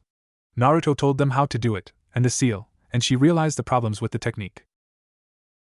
With Naruto and his special amount of chakra, he could probably do the technique for a while without feeling any drawback. The technique did consume chakra, and did demand chakra control. While Kurenai could do it, Hinata and Shino could not as of yet, due to them still trying to work on their chakra control. It also increased chakra consumption as the target had increased distance. A good sonar technique, but incomplete. Good at surprising enemies once, but not again. Smart enemies anyway. Still, the fact that Naruto could do this, the fact he was already making techniques, was staggering. To think, if Kakashi got his hands on Naruto. No, she would never let him. And she was sure he wouldn't, until she saw Kakashi down in a training grounds, with Naruto going over some technique. Kurenai's glare was palpable. So Kakashi had Naruto with ninjutsu, huh? She had genjutsu. And she was already going to get Guy to help them out with taijutsu. Kurenai smirked. No more secret lessons for you, Kakashi, but for now let's see what Kakashi has been teaching him. Kakashi couldn't believe how much of a little powerhouse Naruto was. When he first threw the idea to Naruto to teach him a few things, Naruto promptly shrugged and said, yeah, sure. Kakashi couldn't be more pleased at the power Naruto had. Naruto was definitely fast, that he could say it was somewhat hard keeping up with Naruto with his regular eye. But even then, Kakashi still felt Naruto was holding back, even when he told him to come at him with everything he got. Naruto's taijutsu was very eccentric, almost erratic, but it didn't lack control. In fact, it seemed the idea around Naruto's taijutsu was to trick his opponent into thinking he was gonna attack with his left, while he hit with his right. He had the stance, the stature as if he was gonna hit right, but he was hitting left. Naruto was good at looking around and using his terrain to his advantage. Naruto threw sand and dust at his eyes to blind him and disorientate him. Naruto purposely made holes in the ground to make him slip, or whatever. He even made clones to throw at him sometimes, or they throw him. If he was lesser of the man he was, he probably would fall for such attacks. Ninjutsu-wise, Naruto had a cesspool of chakra control and a nexus of chakra. He had a good amount of feel for most of the ninjutsu Kakashi gave him. Futon, Shibuya. Kakashi was drawn in slightly by the side effect of the attack, and was attacked by a barrage of arrows made of cutting wind. Kakashi, however, countered with wind's natural nemesis. Katon, Hosenka no Jutsu. A volley of fireballs flying from the gray-haired man, which neutralized wind and destroyed the arrows. Seeing the C-rank move do its job in stopping the wind, Kakashi regarded Naruto with an eye smile. Good job, Naruto. Nice to see those wind release scrolls are paying off. Nice to see it is. Kurenai finally jumped in on the scene. Kurenai-sensei. Naruto cheered. Look at what I can do. Kakashi-sensei's been teaching how to do wind techniques and all other cool stuff. Naruto smilingly said, to which a very sheepish smile came on Kakashi's face. Kurenai smirked at Naruto, so I see. Well, since I was gonna see what your elemental chakra affinities already today, and Hataki-san sped up the process, Kurenai started, putting emphasis on Kakashi's name. How about we also help our other students, Hataki-san? Oh well, he tried to start explaining why he was teaching Naruto, but Kurenai stopped him. Splendid. That's the answer I was looking for. Kurenai interrupted with a false cheer. She could tell Kakashi started to openly glaring at the beautiful woman in front of him, and Naruto. You can help my team more with ninjutsu, seeing as God knows you're way better at me in it. Kurenai smirked. Naruto cheered, while Kakashi simply grunted. Kurenai's smirk reached her ears, and while we're at it, we can make it team sessions, like bring your team with us to a training ground, so we can spar. I would always love to see a Naruto-Sasuke matchup. I want to see what you've been teaching Sakura, and let's not forget Kiba now. Kakashi let out a small chuckle, though she could tell it was strained with anger at Kurenai. Binger, Hataki. He probably didn't even teach them anything yet. Well, that sounds like a cool idea. Kakashi said it as if cool about it, as if he didn't even care. Though, she knew this was an upsetting defeat for him. Though, I haven't been training them with chakra control exercises like you've been teaching yours. Kakashi admitted. Most we've been doing is some D-ranked missions. Kurenai thought to herself about her own team and their lack of D-rank missions. They do need to do some D-rank missions to get a feel of missions. Well, Naruto seems to have the best chakra control on the team, seeing as he already knew how to do the exercise. Kurenai glanced at Naruto, whose face was either modest embarrassment or fear from being discovered. Crap. She knows. Naruto thought, but he shook his head. Of course she does, idiot. What person knows how to skate on water on their first try? And it's not like I had abysmal chakra levels like Sakura did before, so my chakra control should have been horrid. Ugh, I'm a show-offy idiot sometimes. Kakashi's eyes quirked. He knew the exercise already? Either Kakashi was dealing with the greatest thing in his life, a student who actually had potential to do some right things in his life, or God's son himself. His chakra control, as a genin, was practically ranging to Chunin level. That was something that reminded him of himself. More of the reasons to train him to not become like him. Ahihi, well, I read a lot. Naruto said, sheepishly rubbing his head and smiling foolishly for his teachers. And I came across the tree and water exercises before. He's lying. Both concluded. No way he could legitimately get those books with having the 9 tails inside him. But before you go off and saying that I'm lying, Naruto already caught their dubious glances. I kinda had to steal the books, but brought them back before I could get caught. That did barely anything to quell such glances, but again, they had little to no other guesses that could explain why the boy had known those 2 exercises, too advanced for a genin to know. And besides, it was highly doubtful he could have been priorly trained before he graduated. His grades in the academy did not show it, and the plain fact that almost every teacher, ninja and civilian hated him made that idea abolish itself from their minds. Could he be a genius? Kurenai was already told by Sarutobi that Naruto was simply a hard-working fellow, who wasn't a genius, but better than that, as declared by the professor himself. Maybe he just saw someone do it? Naruto's childhood was filled with ANBU, Kakashi reckoned himself. Myself included. I looked after him for some time. And I think I did show him once how to do a tree exercise, though I doubt he could even do it, since he didn't even know what chakra was. Naruto even being chased around was filled with ninjas. They could have been walking on walls to catch him. And Naruto is known to learn kinesthetically. Could he just saw someone do it and just replicated it from there? Naruto could see their pondering faces smooth out to just simple glances at Naruto, and then nodded from his answers. Naruto sighed to himself in some relief, showing off techniques I made, showing off chakra control moves I could do, hell, even being here, explaining how I got those techniques, and seeing them think I'm lying to them has already cut my out of my trump cards. Hell, well, at least to them. Not like they could come up with another answer to explain why I know this, and I can't tell them I'm from the future, lest I get a brain checkup from the hospital. Oh well, let's focus on the important things though. I get some training in ninjutsu with Kakashi with some lower level wind techniques with Kakashi, and we might even spar with Team 7. I don't know why, but I really want to spar with Sasuke. Really want to spar with him. Naruto chuckled manically in his mind. Kakashi had finally caved in and said yes to Kurenai's ideas. The gray-haired man somewhat shuddered when she said she also needed to feed her students some taijutsu drills, so she might even call up Guy to practice with them. Yeah, you can, long after I'm gone from here. The flamboyant, youthful man that Guy was sometimes really pissed him off to no ends. And their long-time rivalry was something even more ridiculous. He only did them because those days he was still failing students. 5 years he had no Guy, and 5 years he wished he never had. Guy wanted to beat Kakashi and claimed the youthful title of being better than the legendary, hip Kakashi Hatake. It was frankly annoying, and always either ending up him quieting too early or Guy losing.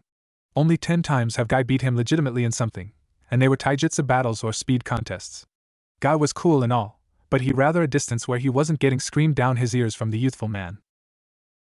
Kakashi was still annoyed Kurenai broke off his secret training exercises with Naruto and forced him to only train with him grouped with his peers. It hadn't been even a week before she discovered them. Damn it. Oh well, maybe he did need to learn that he had responsibilities now. He didn't have any time to go around and train a student when he had students, even if he hated his team at the moment. In short, all three had good potential to be good ninjas but also good potential to be bad ninjas. Sakura Haruno was a textbook perfect definition of a horny civilian girl, who was after some tale rather to achieve in ninja status. She rather spend time cheering on Sasuke, making gooey eyes at Sasuke, punch around Kiba for talking bad about Sasuke and brushing her locks to look pretty. That's not what a kunoichi was. She was to put it in a ponytail, Sasuke to fight her, and not be afraid to dirty her red dress. She should be a kunoichi, not a frail little girl hoping Sasuke will save her in battle like an hero. Kiba Inuzuka, honestly he liked the boy, but he was what he would think Naruto would be, a loud, frank, somewhat dim-witted and blunt boy who rather fight Sasuke than even listen to his teacher sometimes. Kiba didn't get along with Sasuke because Sasuke's arrogance and nose high in the air, or he had his sharp canine-like fingernails at Sakura for being, what he called, a bitch. Sakura of course didn't take lightly to Kiba's insults, and sometimes just clobbered the mud boy in the face with her so-called righteous female anger. There was even times he didn't even want to teach them a damn thing. And then there was Sasuke, who had successfully acquired the arrogance of an Uchiha. The little bastard sometimes went around, parading as the whole damned show, the leader of the team when Kakashi had been so. The little prick didn't even call him Kakashi-sensei, only opted to call him Kakashi. He is a brat, used to the villagers' undying devotion and love towards the last Uchiha. And he wasn't even humble. It was annoying, and frankly it annoyed him even more that Kakashi was like that, an arrogant punk to spat at the mouth. All three of them were annoying, and Kakashi would snap them out of it, even if he had go to Guy and hang with him for a day. Although he didn't initially like this idea, the thought stood. Maybe, just one spar with Team 8, and he could tame the beasts in Team 7, give a wake-up call that being brats would get treated as such. And Kakashi, with that, grinned at his plans. So, when do Team 7 and 8 spar, Yuhi-san? Kakashi said coolly to the cooler woman in front of him. The setting now inside a bar dedicated solely to ninjas. The least the Hokage could do before some of those ninjas laid their life down for the village is get them a place to get them inebriated. The bar wasn't very rowdy or lively, since it was still early, but it definitely had a few people inside, Kurenai and Kakashi included. In a week from here. A week would make a month of us having students, so how about we do something special for our little genin? Kurenai grinned. Kakashi nodded. I think this will be a good thing for Team 7. Oh? Let's just say my team needs a wake-up call. Kakashi vaguely uttered. Maybe you do too, Hataki-san. Kurenai frowned. You know you're not supposed to go out your way and teach my students separately while you forgot about your own. I didn't forget about my team, Yuhi-san. Kakashi clarified. I simply was just teaching someone worth my time as a jounin instructor. My brats can't even stop fighting amongst themselves, and frankly Kiba's getting double-teamed by the arrogant boy and Sakura. I don't feel like teaching them. You haven't even trained them anything, so what could you expect? Kurenai deadpan. You don't feel like it? Sounds like laziness. I didn't teach them anything because they really don't deserve it. Kakashi said, now visibly annoyed at Kurenai's assumptions of him just being lazy or downright incompetent. You think I don't want to? Why do you think I take on teams year in and year out? I tried to teach them about teamwork, I tried to get them to trust their teammates, and I passed Team 7 just because one gave another a bento for God's sake, without my permission. So yeah, I was desperate at the time apparently. Sue me. It's not laziness, Yuhi-san. I want them to work together, not bicker, and if I give them toys to play with, surely they will break. Until they learn they need to work together, listen to their sensei and stop being like brats, I won't teach them. In fact, I'll deem them unfit as genin and send their little asses back to the academy. Then I could just tutor your student or students in ninjutsu. They seem like they deserve it. Kurenai smiled and nodded. Team 8 was a good team. The three talked together, they interacted together, and they sparred together. Naruto even taught all of them one technique that could help them even more. They got their teamwork packed down. Thinking in the long run, Kurenai knew Kakashi was right, but brutally honest, when it came to Team 7. He was right. If they didn't deserve it, why should he teach them? If she was him, she would have sent them back the moment they acted like brats on their first team mission. So you're hoping this spar does them well? What if it does the opposite? It won't, Kakashi confidently said. Sakura and Kiba may be idiots sometimes, but they definitely are ready for a wake-up call and they can respond properly. And Sasuke? The most he might do is mope because he was defeated, but I don't think that's gonna shoot down his ego and strive to be a better ninja now. This will let him know that there's always gonna be stronger than him out there, and he's no closer to his foolish dream of revenge. Such confidence in his team to win. Kurenai sighed. He still thinks he can go against Itachi and win? Forget defeating him. He said he's gonna to kill him. I hope he can realize that his duty in Konohagakure is more important than petty revenge against his older brother. Kakashi shook his head. Even he would be able to get to him. Itachi is not a weakling. He would need to be much more level-headed than he is now. And I heard he joined the Akatsuki. Akatsuki? Where have I heard that name before? Kurenai wondered to herself. In reality, Kurenai nodded in agreement. Alright, well, I hope our spar goes good then. You might be right. This might be the wake-up call you're needing. Kakashi I smiled and nodded. By the way, I'm curious, but since you stole Naruto from me, Kakashi joked mostly, how is he? Naruto, he's definitely a mysterious one. Kurenai smiled to herself. Did you know that before you showed up, he even created his own technique? His own technique? Kakashi's eyes widened, confused as ever. How could he dash? I don't even know. She shrugged. He went on and taught everybody his technique. So what kind of technique is this? Ninjutsu, genjutsu? A tracking ninjutsu. A tracking ninjutsu? This early of a genin is making tracking ninjutsu? Kakashi frowned to himself. Really disappointed that I didn't even pick up this one. Damn it, Obito. The boy can actually make tracking techniques already. He's definitely a genius. My team specialize in tracking and locating the teammate. For a boy without a clan that specialize in such, he definitely is making his way down to be the team's second sensor. Hell, if he wanted to be, since his chakra control is better than most genin, he could even be a medic-type ninja.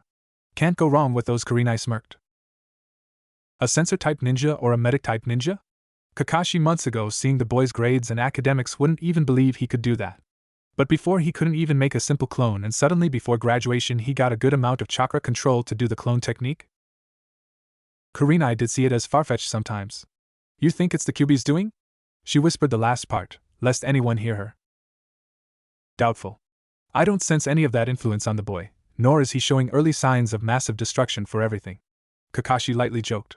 All I can tell is the boy is hiding stuff, possibly hiding his other abilities. Besides, I don't think the Kyuubi would get up and train the boy himself. They chuckled at the notion. Kyuubi, training the boy? Ha.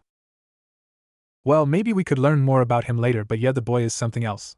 Kurenai said, and then she admitted, hell, even I learned that tracking technique of his. What does it require? Get this. The boy found out how to send a sonar wave to pinpoint an enemy's location by their heartbeat.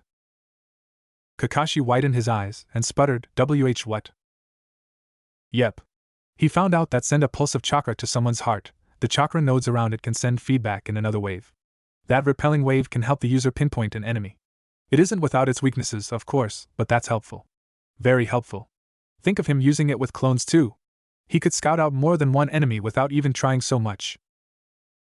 Kakashi's usual stoic face dropped for a shocked look. Ingenious. How did he even devise such a technique? He said by a book. Now that I believe. Kurenai said with a straight face without a trace of doubt. The technique is still incomplete and still needs to be worked on, and it seems like he was just trying it out. Also, he does have access to the ninja library now since he's a genin now. Kurenai laughed to herself. I think it's definitely gonna be an interesting year. Kakashi nodded and put his glass up. I'll drink to that. So, Kakashi-sensei, we're gonna be sparring with Team 8 today? Sakura asked slowly, curious at the man's plans for them today in front of him. Wasn't that the team that idiot Naruto was on? I feel bad for Hinata-san and Shino-san, though he's probably not as annoying as Kiba is. Yep, Kakashi cheerfully said. So today, no D-rank missions. Hoo-hoo. Some action, alright. No more stupid D-rank missions. Kiba loudly proclaimed, happy with doing something other tedious D-rank missions around the village. Yesterday was just the worst with that cat incident, and him chasing it around. Shut up, Kiba Baka. Sakura said, Kakashi-sensei's talking. Make me, wench. Sakura was about to knock Kiba into unconsciousness, but Kakashi promptly stopped her. Now, Sakura, don't get too excited now. We're gonna fight them soon, don't worry. Kiba was glad Kakashi saved his ass back there. What about you, Sasuke? You ready to spar against Naruto's team? Sasuke scoffed. Ready? Definitely. Now I can show how much I grown, even if I have to go against Naruto's stupid team. Seeing Sasuke's grunt of approval was all he needed to grin and laugh merrily at Sasuke's answer. Team 7 thought it to be too merry. Too evil. What was the lazy man up to now? Frankly, the only high opinion Sasuke Uchiha had of anyone was himself. He didn't care for Sakura, and Kiba was strong, he admitted grudgingly, but an idiot. A big idiot. Add to there was gonna be 2 idiots he seen today, and he had this sparring match in the bag. He could worry about Hinata Hyuga and Shino Abirame and all, but he didn't. While it was true all he knew about Shino is he used bugs to fight and Hinata was probably naturally dangerous when it came to taijutsu, if she got close, but he had nothing quite to worry about if he kept his distance. He knew he didn't even need to worry about Naruto. The boy couldn't even do a single clone correctly for a few years. And all he probably was doing was dragging Team 8 down.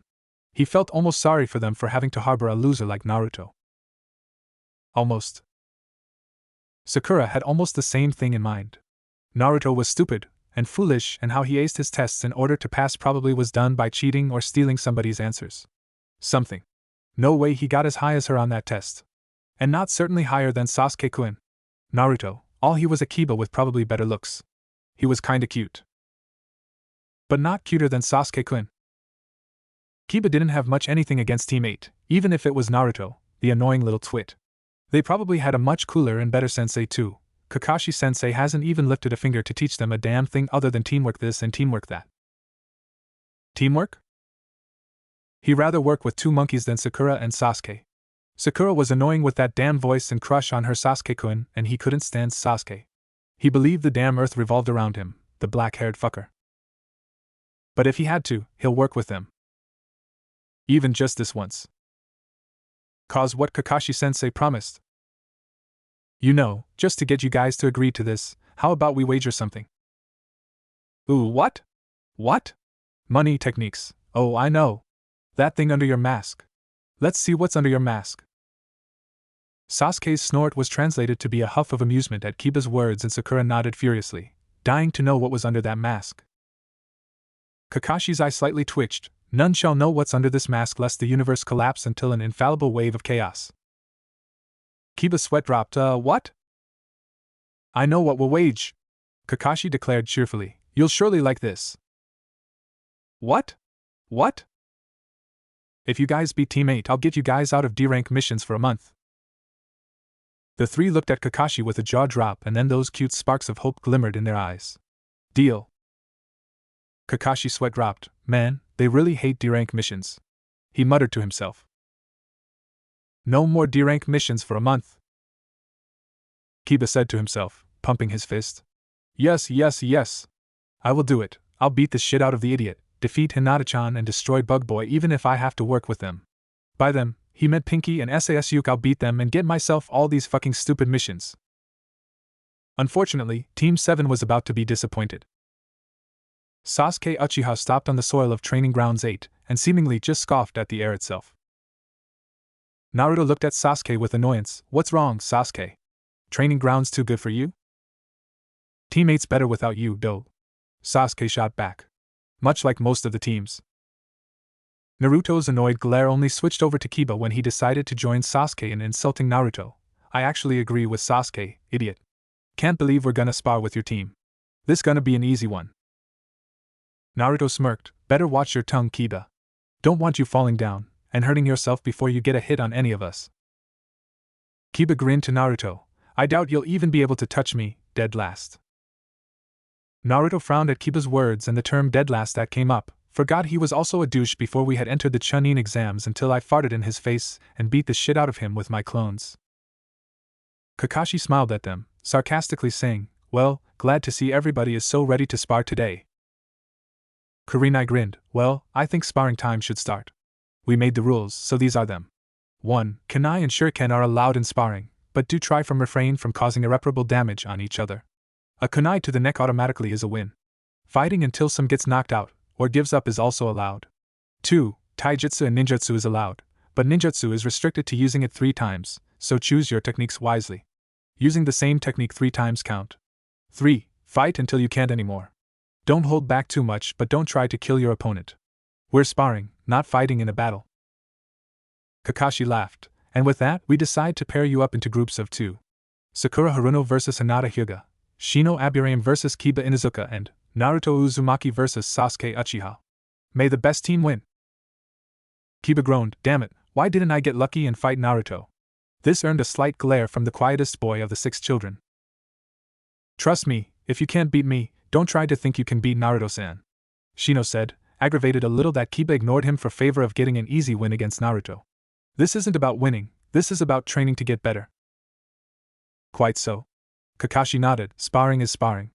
Try to refrain from trying to kill your partner, guys. Sakura was asking herself this, is Shino blind? Kiba doesn't gotta worry about Naruto, Naruto's the weakest here. Who wants to fight first? Kakashi asked. Ooh. I wanna see Sakura-chan and Hinata-chan fight. Naruto clapped Hinata gently on the shoulder, which got him a small meet from the shy girl. Don't ya, Hinata? I don't know. Hinata said, lacking the confidence in her abilities unlike Naruto. Come on, Hinata-chan. You can do it. But what if I don't do well? You will, Naruto reassured. Sheesh, Naruto, will you shut up? Stop pestering the girl already. It must be a headache having a dead last on their team. Sakura screeched, trying to get Naruto from bullying Hinata into fighting first. She was sure not in a hurry to fight herself. She rudely pushed Naruto out the way, ignoring Naruto's indignant hey, and trying consoling the unsure girl. We don't need to fight first, Hinata. We don't even have to fight. I'll do it. Wah. I'll fight you. Hinata said, voice darkened, look at Sakura with a determined look on her face. The grounded yellow-headed boy smiled at Hinata. Looks like somebody's gonna fight after all. Battle 1. Hinata Hyuga vs Sakura Haruno. Hinata stood a good distance apart from Sakura, who looked honestly confused. Hinata was the meek and sweet girl she knew from the academy, but now, she was here, practically glaring at her. Then she came out of nowhere and agreed to fight her. Where did she suddenly got the courage to say, let's fight? Sakura honestly didn't want to fight. She didn't want to spar anyway. All she wanted to do is just watch Sasuke-kun beat the snot out of Naruto. He's the one who pressured her into fighting. Ugh, the nerve of the boy. She didn't care if fighting would get them to be off D-rank missions for a month. She didn't honestly want to hurt poor Hinata's ego when she won. Look, Hinata, you know we don't have to fight. Don't listen to that idiot Naruto and let him bully you into fighting me. The nerve of that dead last. He probably annoys your teammate and you all the time, she said, further trashing Naruto. Hey, I'm not that bad. Naruto pouted, still a little shocked. Sakura just seemed so hateful of him. Damn, she really thought little of me in the beginning, huh? The old me would have probably be devastated at her words. Hinata's expression again darkened. Naruto-kun is not an annoyance. Huh? He's better than that. He's a good teammate, and I won't let you insult him again, Hinata declared, running at great speed at Sakura. Sakura couldn't even see Hinata, but she suddenly gasped at the burning pain in her stomach. Hinata point-blank punched her in the gut, getting her to choke up some blood and spit. What did I say? She barely said, almost crying from the pain. Hinata sneered, as she let Sakura drop to the floor, clutching her stomach. Was such a weak girl like you, maybe your team is burdened with you instead of Naruto burdening us. Hinata coldly said, barely stuttering anymore, shocking Naruto and a few others in back of him. Ouch at the punch, and ouch at the insult. Quite out of character Hinata was. Naruto didn't like seeing Sakura in pain like this, but sometimes, with pain, people do see the light much better. Hinata really likes me enough to become strong enough to not hesitate to beat someone down. I'm like her little shot of confidence. He didn't know whether to feel flattered or just intensely guilty that Hinata likes him that much to fight for him like that, when he probably wouldn't even like her like that. Hinata really doesn't like it when I'm insulted. Naruto chuckled to himself. Weak? Sakura said, whispering. Weak girl? Sakura stood, ignoring the pain in her stomach, and looked at Hinata with emerald fury, only reserved for Naruto and Kiba, now reserved for Hinata Hyuga. I'm not weak. Sakura let out a war cry and tried to deck Hinata in her face. For Hinata, the punch had a lot of power, no doubt, but it was ever so slow and sloppy. People when angry did not fight correctly, and usually abandoned everything to fury. Sakura was no difference. The punch was in slow motion as it approached the Hyuga's face. With vicious speed, Hinata caught her arm, applied a hammerlock to it, and placed a kunai at Sakura's neck, letting out some hidden killer intent that even surprised Naruto and his teammate. You lose, Hinata declared. Sakura didn't struggle, too tied down by Hinata's killer intent to do anything about it. I lose. Winner, Hinata Hyuga, Kakashi declared, grimly smiling at the fight. Not like he enjoyed seeing his student go down with one punch, but he sighed, it was for the best.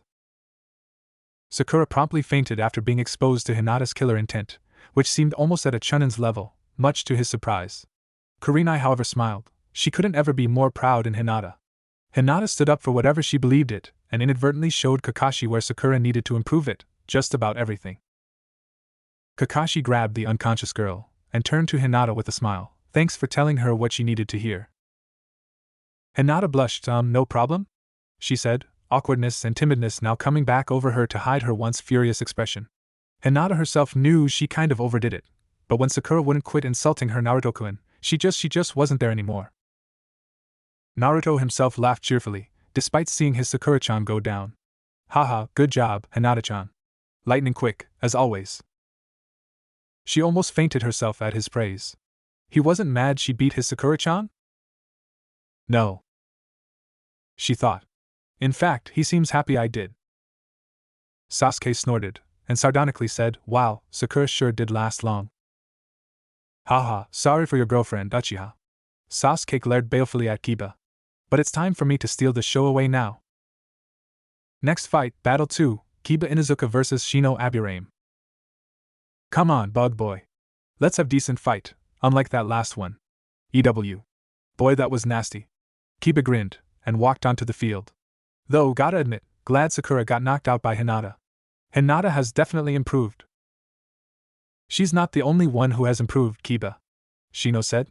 All of us did. All of you? Kiba scoffed. I find it hard to believe Naruto improved. He seems like the loud twit he was in the academy. Loud? Yes, but do not confuse that for weakness, the mysterious bug wielder said. Coolly, he said, when I fight, I can barely hit him. Barely? I thought you were confident in yourself, Shino. I am, but I also know my limits and the extent to which my abilities can go. I'll believe it when I see it, but you ain't gotta worry about that.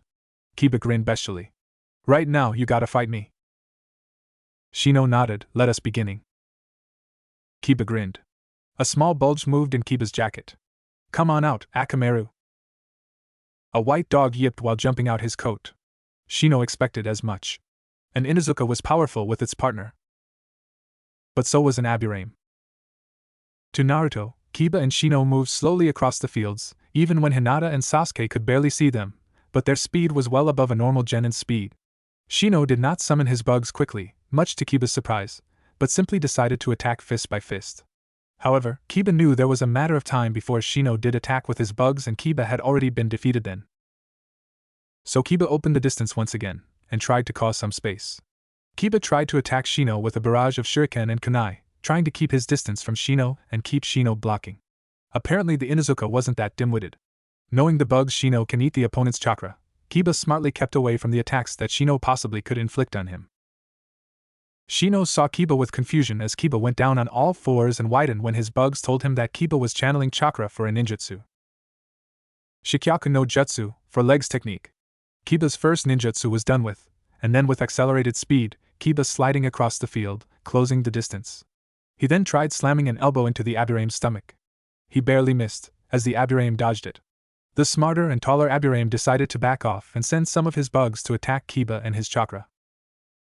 Kiba, with taijutsu, simply cleaved into flying insects of Shino, not very much shocking the silent boy in front of him. Shino's bugs were like a nin dog.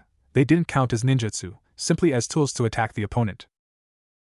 Then, Akamaru made his presence known on the arm of Shino. Shino dully gritted his teeth as he tried to get Akamaru's canines off his newly damaged arm, but Kiba again surprised him by closing the distance, and then felt a crazy pain overtake him. Tsuga, passing Fong.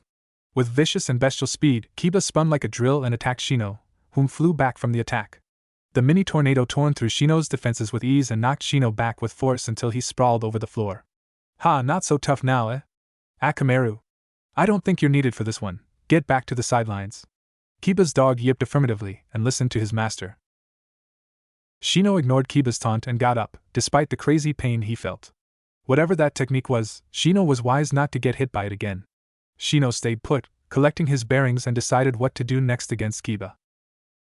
The passing Fong technique required no chakra to spin at all, just that the user spun at dangerous speeds.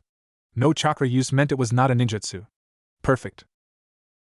So, Kiba still technically had 2 more ninjutsu he could use, and he could use that move again at free reign? If Shino was like Naruto Uzumaki, he probably would be screaming expletives all over.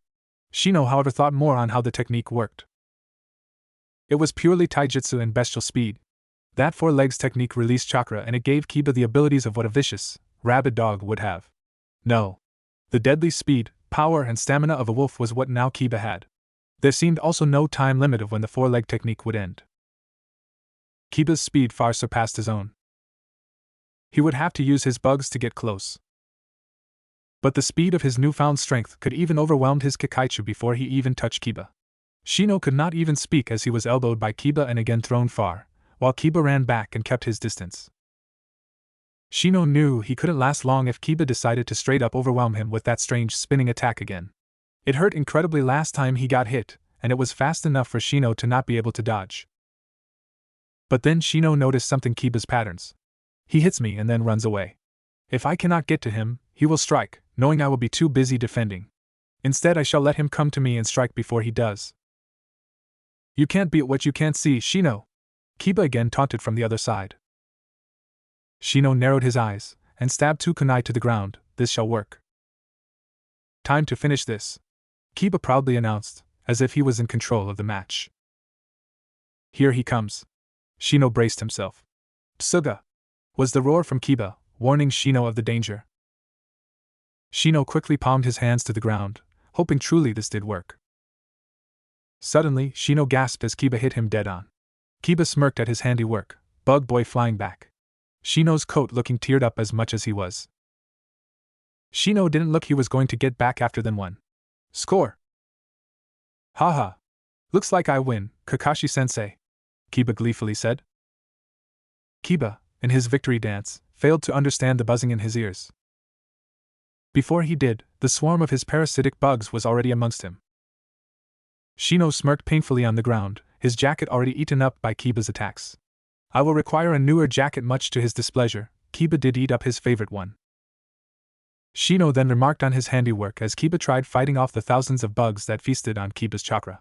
Too much deluded in his arrogance, he failed to see I made holes for my insects to come up and latch to him the moment I went down. Hijitsu Mushidama, secret technique, insect sphere, complete, Shino quietly said, watching Kiba become immobile. Kiba tried struggling, and moved small inches, much to the surprise and even respect of the Aburain boy, but the bugs followed him, now feasting on Kiba's bounty of chakra. Kiba knew he was beat when Shino sauntered up to him and placed a kunai just above his growing Adam's apple. Concede to your own defeat. Kiba grunted, annoyed that he had been defeated so damn easily by the bug boy, knew when he had been defeated. I lose. Kakashi smiled. Well, Kiba-kun did better than expected. Kurenai nodded, with a small smile herself, that he did. Clever that Aburaim-san used Kiba's arrogance against him and hid the bugs underground. Kakashi noted, praising Kurenai's student. I guess that's another habit I have to break. Who? Shino. Smart as ever. Team 8's loudest member of the team said. I didn't even know you can hide bugs underground like that. Naruto clamped Shino's shoulder.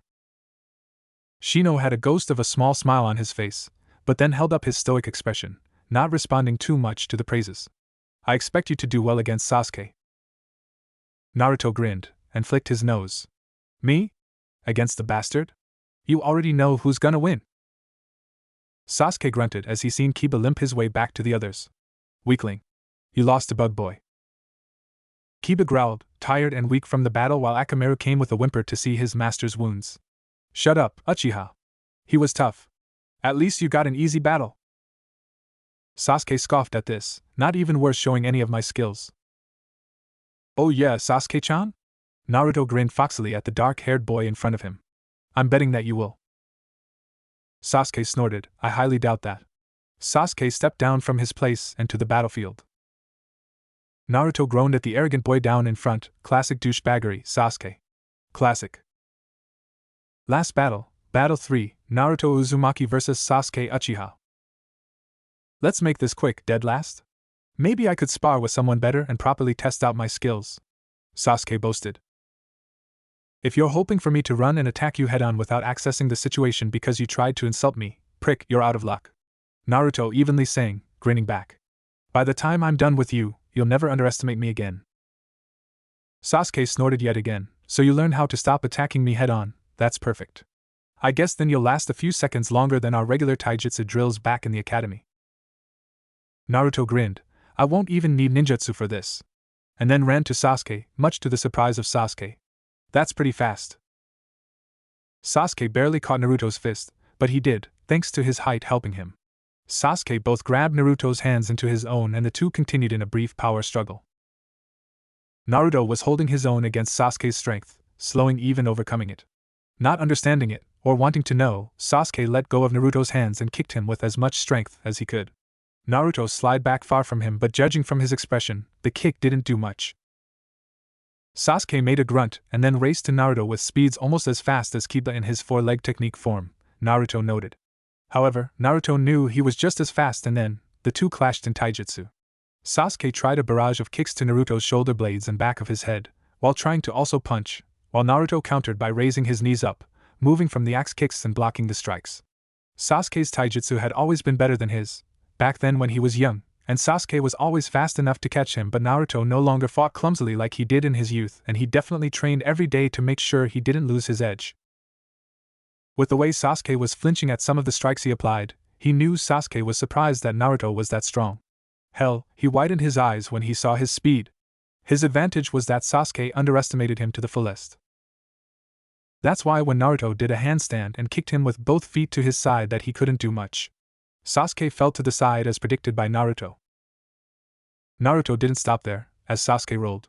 Naruto raced to him, and kicked him in his chest, further knocking the wind out of him.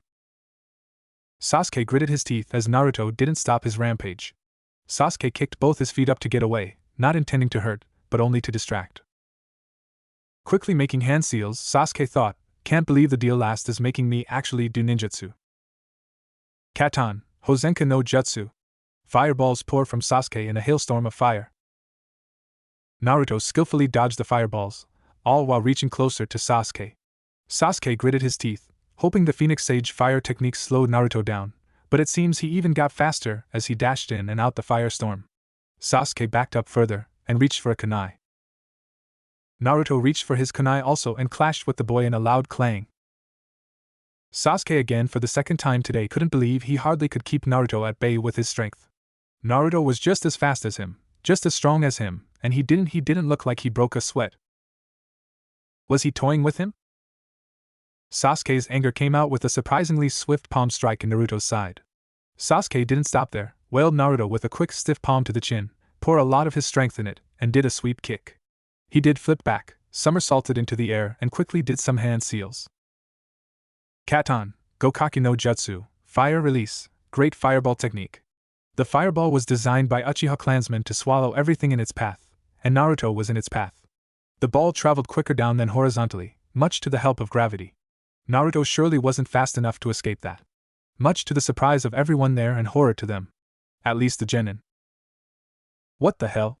Kiba said, not believing what Sasuke just done. He just killed Naruto. Yeah, Naruto was an annoying twit and all, but to kill him? What the fuck, Sasuke? Hearing Kiba's yells of shock and then anger, Shino was also stood in shock that Sasuke Uchiha just killed his teammate. His own expression darkened considerably, darker than his neutral expression before, and was even tempted to step in the battle to aid Kurenai's hand stopped him as she placed in his shoulder. Kurenai-sensei? Shino said. Kurenai didn't say anything else to quell his anger, having to already calm down Hinata Hyuga, whose anger was again explored today. Kurenai herself would let the two kick Sasuke's ass, but this was Naruto's fight, and he would be pretty damn pissed if they just stepped in. Just watch. Naruto's fine. He wouldn't drop so easily to a technique. Kakashi frowned, and growled to himself, disgusted at Sasuke Uchiha's willful disregard for an ally's life. An ally. This was sparring, not a battle to kill each other in. Sasuke would face punishment for his actions even if he knew Naruto Uzumaki wasn't gone yet. Already you're walking down a dark path, Sasuke. He then stared at Sakura. I wish you could see what your Sasuke-kun did and decide whether or not you still want to chase after him. Sasuke Uchiha, still with fury in his eyes, stared down at the crater and looked at the charred jacket and skin of Naruto Uzumaki. When his anger was quelled by the dull silence, and the horrid and disgusted eyes upon him, a moment of clarity filled Sasuke and then a moment of realization of what he'd done, and disgust for it. I didn't know. Naruto-kun. He heard a stutter, no doubt coming from the Hyuga girl, and much to his surprise, he no longer saw Naruto Uzumaki lay in the crater. He heard a rumbling from under his feet. Naruto Uzumaki, supposedly dead, rose from the ground with a jaw-breaking uppercut, knocking Sasuke Uchiha off his feet. Naruto this time was aimed to break Sasuke's fucking jaw after that one. The others watched, in some satisfaction, as Sasuke Uchiha flew across the field. Naruto glared heatedly at Sasuke, and tightly said, "You tried to kill me." All traces of surprise and regret for his actions were stripped from his face, as Sasuke glared at Naruto with annoyance. You escaped, didn't you? Naruto glared at him. I'm tired of this little bastard, letting out a surprising amount of killer intent to Sasuke, and with a flash, appeared behind Sasuke, just about the time Sasuke got to his feet painfully. Game over. You lose. Kakashi didn't even bother saying the winner's name, instead letting out his own amount of killer intent to Sasuke and grabbed his wrist. Kiba followed, carrying one Sakura Haruno, giving Sasuke a glare. You and Team 7 are coming with me. Before Kakashi used the body flicker technique to get his team back to their training grounds after a good sparring day turned bad because of one boy's action, Kakashi nodded solemnly to Kurenai and her team. I really regret this happening, Yuhi-san. I'll go and punish one of my students for his actions. No problem, she coolly said, still glaring at Sasuke, who already looked down, angry at the grass below him. We'll talk later. Kakashi bid farewell to the team, before he could hear Hinata and Shino ask questions to the annoyed Naruto Uzumaki. How did you Hinata started? Shadow clone. Naruto finished. Fucking Sasuke. You used the shadow clone as a diversion and burrowed under the ground? Seeing Naruto's nod, Shino let out a small grin splay on his face. Clever. Naruto chuckled, thanks. Hinata asked if he was okay once more. He nodded silently while staring at the crater he was in. Sasuke is going down the path faster than expected, just envious from my taijutsu and speed. If I even showed one of my ninjutsu, he probably would have been 10 times more envious. He sighed. Remember all the hatred in Sasuke Uchiha's eyes. This is bad. Real bad. Kakashi growled, killer intent still washed onto Sasuke. Sit. Sasuke promptly obeyed. Kiba did as well, as sitting down the sleeping girl. Or rather dropped her. Ouch. What the hell? Sakura screeched, not know who dropped her, as she took in her new surroundings, not seeing it as the training grounds Naruto's team was using. What are we doing, Dash? Sakura, shut up. Kiba whispered harshly. Kiba baka. You're not gonna tell me to shut up. Sakura started out, incredibly enraged for Kiba having the nerve to tell her to shut up until she felt unmistakable killer intent, belonging to one Kakashi Hatake. Shut up, all of you. Kakashi growled out. I grow tired of this team. Wh dash? Shut up, Sakura. Even you too. Kakashi seethed. I'm not mad the fact you lost. I'm actually pleased that you did. Sasuke scoffed. Why? So you can see us, Dash? Kakashi's glare told him that he wasn't even remotely happy that he started to talk to him again. This shut up Sasuke again after he felt Kakashi's killer intent increase to an almost unbreathable level. You are the most idiotic, dumbest pair of brats I have ever had my displeasure to be teaching. You teach us? You don't teach us at all. Don't act like you have. Sasuke screamed back, sick of this treatment. Instead of increasing his killer intent to an eye-gouging level like he would like to see Sasuke do right now, he admitted Sasuke was correct. That's right. You're damn right I don't. I don't teach brats worth my time, who haven't even gotten what teamwork is. Sasuke snorted. Oh, not this teamwork crap again. Yes, this teamwork crap again. Kakashi mocked Sasuke. I'm not teaching you guys anything until you realize this. What? Was the annoyed and shocked question of Kiba Inuzuka. But Kakashi-sensei, we do act like a team. What about all those D-rank missions we do? Sakura asked, generally confused and generally still in pain. All you do on those D-rank missions is bicker amongst yourselves. All of you have differences with each other that you aren't trying to even solve, Kakashi said back in return for her reasoning. Sakura. You don't train, you don't spar, and you don't do much anything else to help yourselves be a better ninja. You rather fawn over your teammate and then pick fights with another all day. It's annoying. If you don't want to be a ninja, all you gotta do is tell me and I'll take you out the program so you can live your life as a civilian. Sakura's eyes widened at Kakashi's words. The pinkette was close to even crying.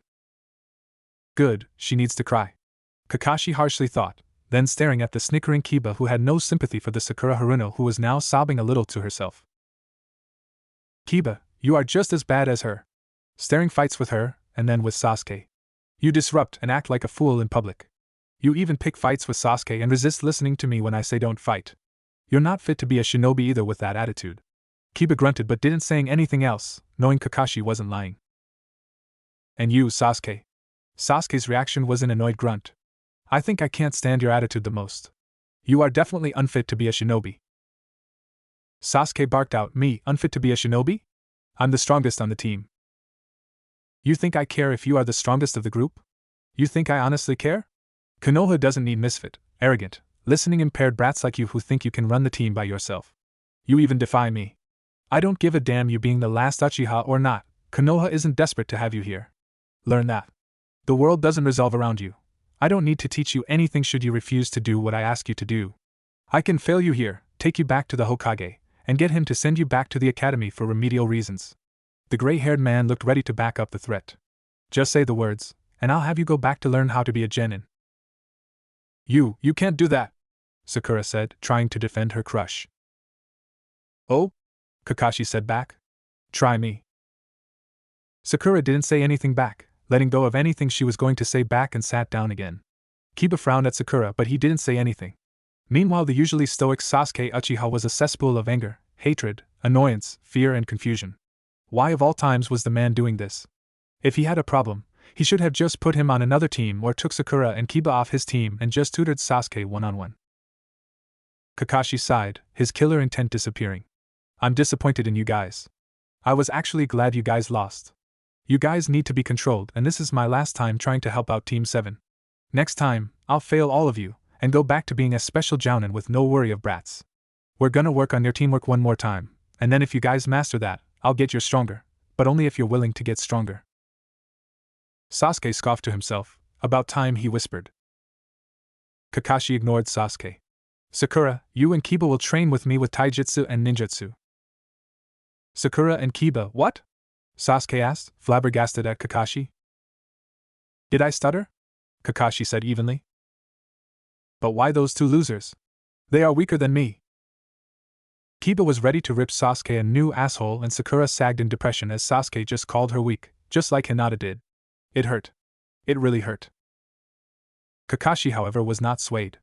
I told you before, I don't give a damn about whether or not you're physically stronger. Right now, to me, you're mentally weak and you're acting like a brat. Sasuke growled, almost ready to attack Kakashi. A sadistic smile was under Kakashi's blue mask. But don't worry, Sasuke. I'll entertain you when I see to you doing D-rank missions for about a month. D-ranked missions? A month? I thought you said the whole team would do them.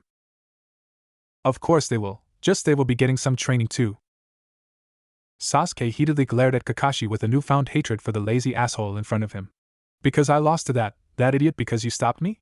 That's why I don't get any training? Idiot? Sakura asked, before Kakashi could even answer Sasuke. She realized who he was talking about. Wait, SAS Sasuke-kun lost to Naruto? Seeing Kiba's uneasy nod, Sakura stared, wide-eyed at Sasuke. But how? Kakashi then sneered. Oh yeah, that reminds me, Sasuke, we do have to also work on not trying to kill your comrades next time we spar. Kakashi sarcastically finished. What? SAS Kiba again nodded. SAS Sasuke-kun would never. Sakura declared, growing tired of Kakashi's accusations. You're lying.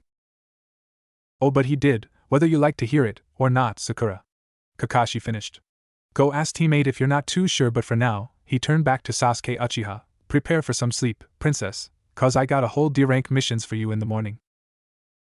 He then turned to Sakura and Kiba before he himself went to get some rest. Ta-ta for now, kids. We'll be training all tomorrow working on some stamina and taijutsu. Same time as we usually come. Later. He poofed away before Sasuke could get a lethal blow on him. Kiba decided to walk away, not saying anything to Sakura or Sasuke. Sasuke huffed and coldly left Sakura in the grounds without so much of a goodbye to her. She noted in a while that he never did so. She was left to her thoughts as she stiffly returned home. She was still in pain. Hopefully Hinata didn't close any Tenketsu points in her stomach, cause tomorrow was probably going to be killer training, more than likely with the way Kakashi had been serious. Sasuke Uchiha was not in a good mood. He honestly wasn't. Today did not agree with him. He hated this. Most days he was just stoic and neutral to everything, even when Sakura pestered him into dates and hangouts. Those very rare days was he ever feeling good about life. He woke up as early as 4 a.m., training for an hour at his home, went to the training grounds, trained some more, possibly ate out dinner though far away from Sakura, went home and trained, and finally went to sleep for at least 8 hours. This was his scheduled day in and day out, and he liked it that way. Kakashi Hatake disrupted this flow. His flow, so to speak. Kakashi Hatake single-handedly called him a brat, and then decided to punish him for fighting like it was a real battle. Sasuke knew the dead last could have escaped, even if he himself doubted it at the time. And then the dead last beat him ba. That stupid kunai to the neck rule stopped him from continuing the battle, and then Kakashi came and grabbed him before he could even respond properly at the dead last. Sasuke then acknowledged Naruto Uzumaki getting better. Definitely not better than him, but better. And it annoyed him. It annoyed him seeing that grin on his face, that kind of in-your-face smile that told him that he hadn't been training hard enough. Of course he hadn't. That damn lazy sensei of his wouldn't even lift a finger up to teach him anything at all. He still wasn't gonna do it. He was gonna teach the losers instead, that insufferable pink-haired girl, and the ungrateful Kiba. They were below him, not even worth his time, but Kakashi decided that he would train them. Without him. For a month. This annoyed him. This angered him. How dare Kakashi refuse him? Even when Kakashi said Sasuke would get training, Sasuke knew it wouldn't be like Sakura and Kiba. They would be getting his attention, even for a few hours earlier than him. They didn't deserve anything. They were losers. He deserved it. And not only that, but his own training himself to perfect the clan scrolls techniques left in the abandoned Uchiha estate was cut by 2 hours of stupid D-rank missions that didn't make sense to him. Finding some stupid cat? Finding the recipe to complete someone's meal? Picking up someone's groceries? They were degrading him, the last Uchiha. Kakashi had the audacity to say he wasn't that much needed in Konoha's forces. What? Him? All those stupid other genin, he would agree with, but him? Him? That's why when he came to the training grounds meetings that he didn't bat an eyelash when Sakura asked him how he was, or the Kiba Inuzuka briefly insulting him with posh good humor. That's why he didn't say a word when Kakashi said what they were gonna do today, be it taijutsu drills or stupid D-rank missions. His silence meant he didn't feel anything for this team. His first initial thoughts. He was furious about yesterday the most. That was just horrible. He couldn't believe what happened. That idiot won. A spar, yeah, but he actually beat him. How could that be? How could he gotten so damn strong already? It's only been a month. How could the gap in their powers close to a small line? How could Naruto almost be as strong as him? He grow that much up? He didn't even come running in after his little insult. And while Kakashi kept his growth back, Naruto clashed evenly with him. The dead last could clash with him. This meant the other members of Team 8 could too? Their teacher didn't stop them, didn't stop their growth. Kakashi did, and he was stuck with him, until he was a Chunin. More things to grit his teeth. Everything seemed to annoy him today. From the smiling face of the villagers, to the people who sucked up to him, and told him to come eat a free meal at their shops. They were pathetic, all of them. Slowly, he was losing faith in ever exacting his revenge on Itachi Uchiha with the little power he received as of lately. It took fighting the dead last to prove it. And the reason for Kakashi holding them back, the one fucking reason, was because they lacked the ability to work together. Really? Fucking really? Stupid Kakashi. Stupid Team 7. Stupid everything.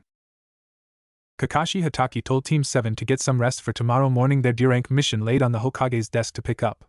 This came with the disgust and anguish of Team 7 as each member left to their homes. It had been a good first day that was eventual. Kiba actually sat down and shut up. Sakura didn't pester Sasuke, as much as she usually did anyway, and Sasuke didn't deny him as much. In fact, he didn't even say anything at all. The sound of his quiet breathing was the only reminder he was still alive. No doubt the black-haired boy was furious at Kakashi for having the gal off, making him do early D-rank missions even before Team 7 had their daily meetings. Kakashi sighed. They will get better. Despite his enraged emotions yesterday with Team 7, he did want them to become good at their fields. Sakura had potential, in what, he didn't know yet, but he'll find out. Kiba had his clan techniques pretty much mastered, to the ones he already knew anyway, and Kakashi knew Kiba was powerful. He did excellent yesterday, more than he thought and hoped for. Even Sasuke had potential, but there was a larger underlying potential of complete disaster with him. Kakashi original felt dedicated to train Sasuke because he had the last Uchiha, and the Sharingan was his birthright, creating even more dangerous potential for Sasuke. Soon, however, he looked more into Sasuke Uchiha and saw a little him in there. The one that thirsted for power and to avenge something. He wanted to avenge his father's name by sticking to the rules and bringing honor back to the Hatake name. Sasuke wanted to kill the man who slaughtered his clan and bring honor back to the Uchiha name. They were two staring in the same mirror. However, Kakashi worried about Sasuke. The talk yesterday didn't seem to do anything to help the Uchiha boy. It did nothing to dull the fire pit desire to kill the man who slaughtered his clan at all costs. It did nothing to help the Uchiha listen more to his instruction. It did not to get Sasuke to care for Kiba and Sakura. Not like Kiba really cared for Sasuke either. When they did some taijutsu drills today, Kiba and Sasuke's fighting was more tense, leading Sakura to almost back out from it, until Kakashi forbid her to stand out anymore. Sakura would not sit idly and watch these boys get stronger than her while she became nothing more than a liability to this team. Then he said to the boys and the girl to come at him with everything they got. Kiba and Sasuke showed no hesitation and Sakura finally let hers go to do so. Then they did well trying to take them down, caught him with a few surprise blows, and even he had to admit Sakura threw a nice right hook. He felt sorry for Kiba having to face that sometimes. Then they did some stamina training up until 6:45 until he felt that was enough. Frankly, Sakura's stamina was superiorly low compared to Sasuke and Kiba, who had pretty high stamina for genin. Sakura's immediate weakness was she had no fortitude. She had some underlying strength, sure, and her speed was decent, but still lower than Sasuke and Kiba, but her durability was incredibly low. Just like a medic. High chakra control, lower chakra capacity, and lower durability. Well, maybe not like the best Konoha medic Nin, but she did have the description of a regular one. Maybe he needed a real-life mission to get a feel around for teamwork. Maybe. Well, at least something above the rank D rank, something like retrieving something, or them fighting bandits, something for them to get their feet wet. Not this week though. Sasuke Uchiha still needed to be punished of his actions. D-rank missions and cut pay after completing the missions had really only been his punishment. Kakashi did want Sasuke to be punished for his actions, but nothing much else he could do that didn't stop the growth of the boy, as Sarutobi-sama put it. What a day, Kakashi sighed exhaustedly. What a day, Kurenai sighed happily as she walked to her favorite bar in the shopping district of Konoha. Kurenai didn't find it a surprise when Naruto had wind as his affinity, not after Kakashi had taught him a few wind techniques before she caught them. Naruto was like wind, strong, free, unpredictable, and mainly offensive. She unfortunately didn't have any wind techniques in her inventory, or any ability to do so, so she couldn't truly oversee his training in wind techniques should he choose to use them. Her initial thought to get Kakashi to oversee Naruto's training, since Kakashi was the copier of 1,000 techniques and had a few wind scrolls on him. Kakashi already told her that Team 7 was a maelstrom that he needed to survive, so he couldn't do anything to help Naruto without fixing the inner problems between them. She wouldn't let Kakashi even do anything if he decided different. After seeing Sasuke Uchiha in his genius glory, Kakashi had to work on restraining that boy. His envy was disgusting. In any case, Naruto needed scrolls for his wind techniques. He already knew a C-rank one, so why shouldn't he know some more? Shino's affinity to earth release techniques frankly made sense.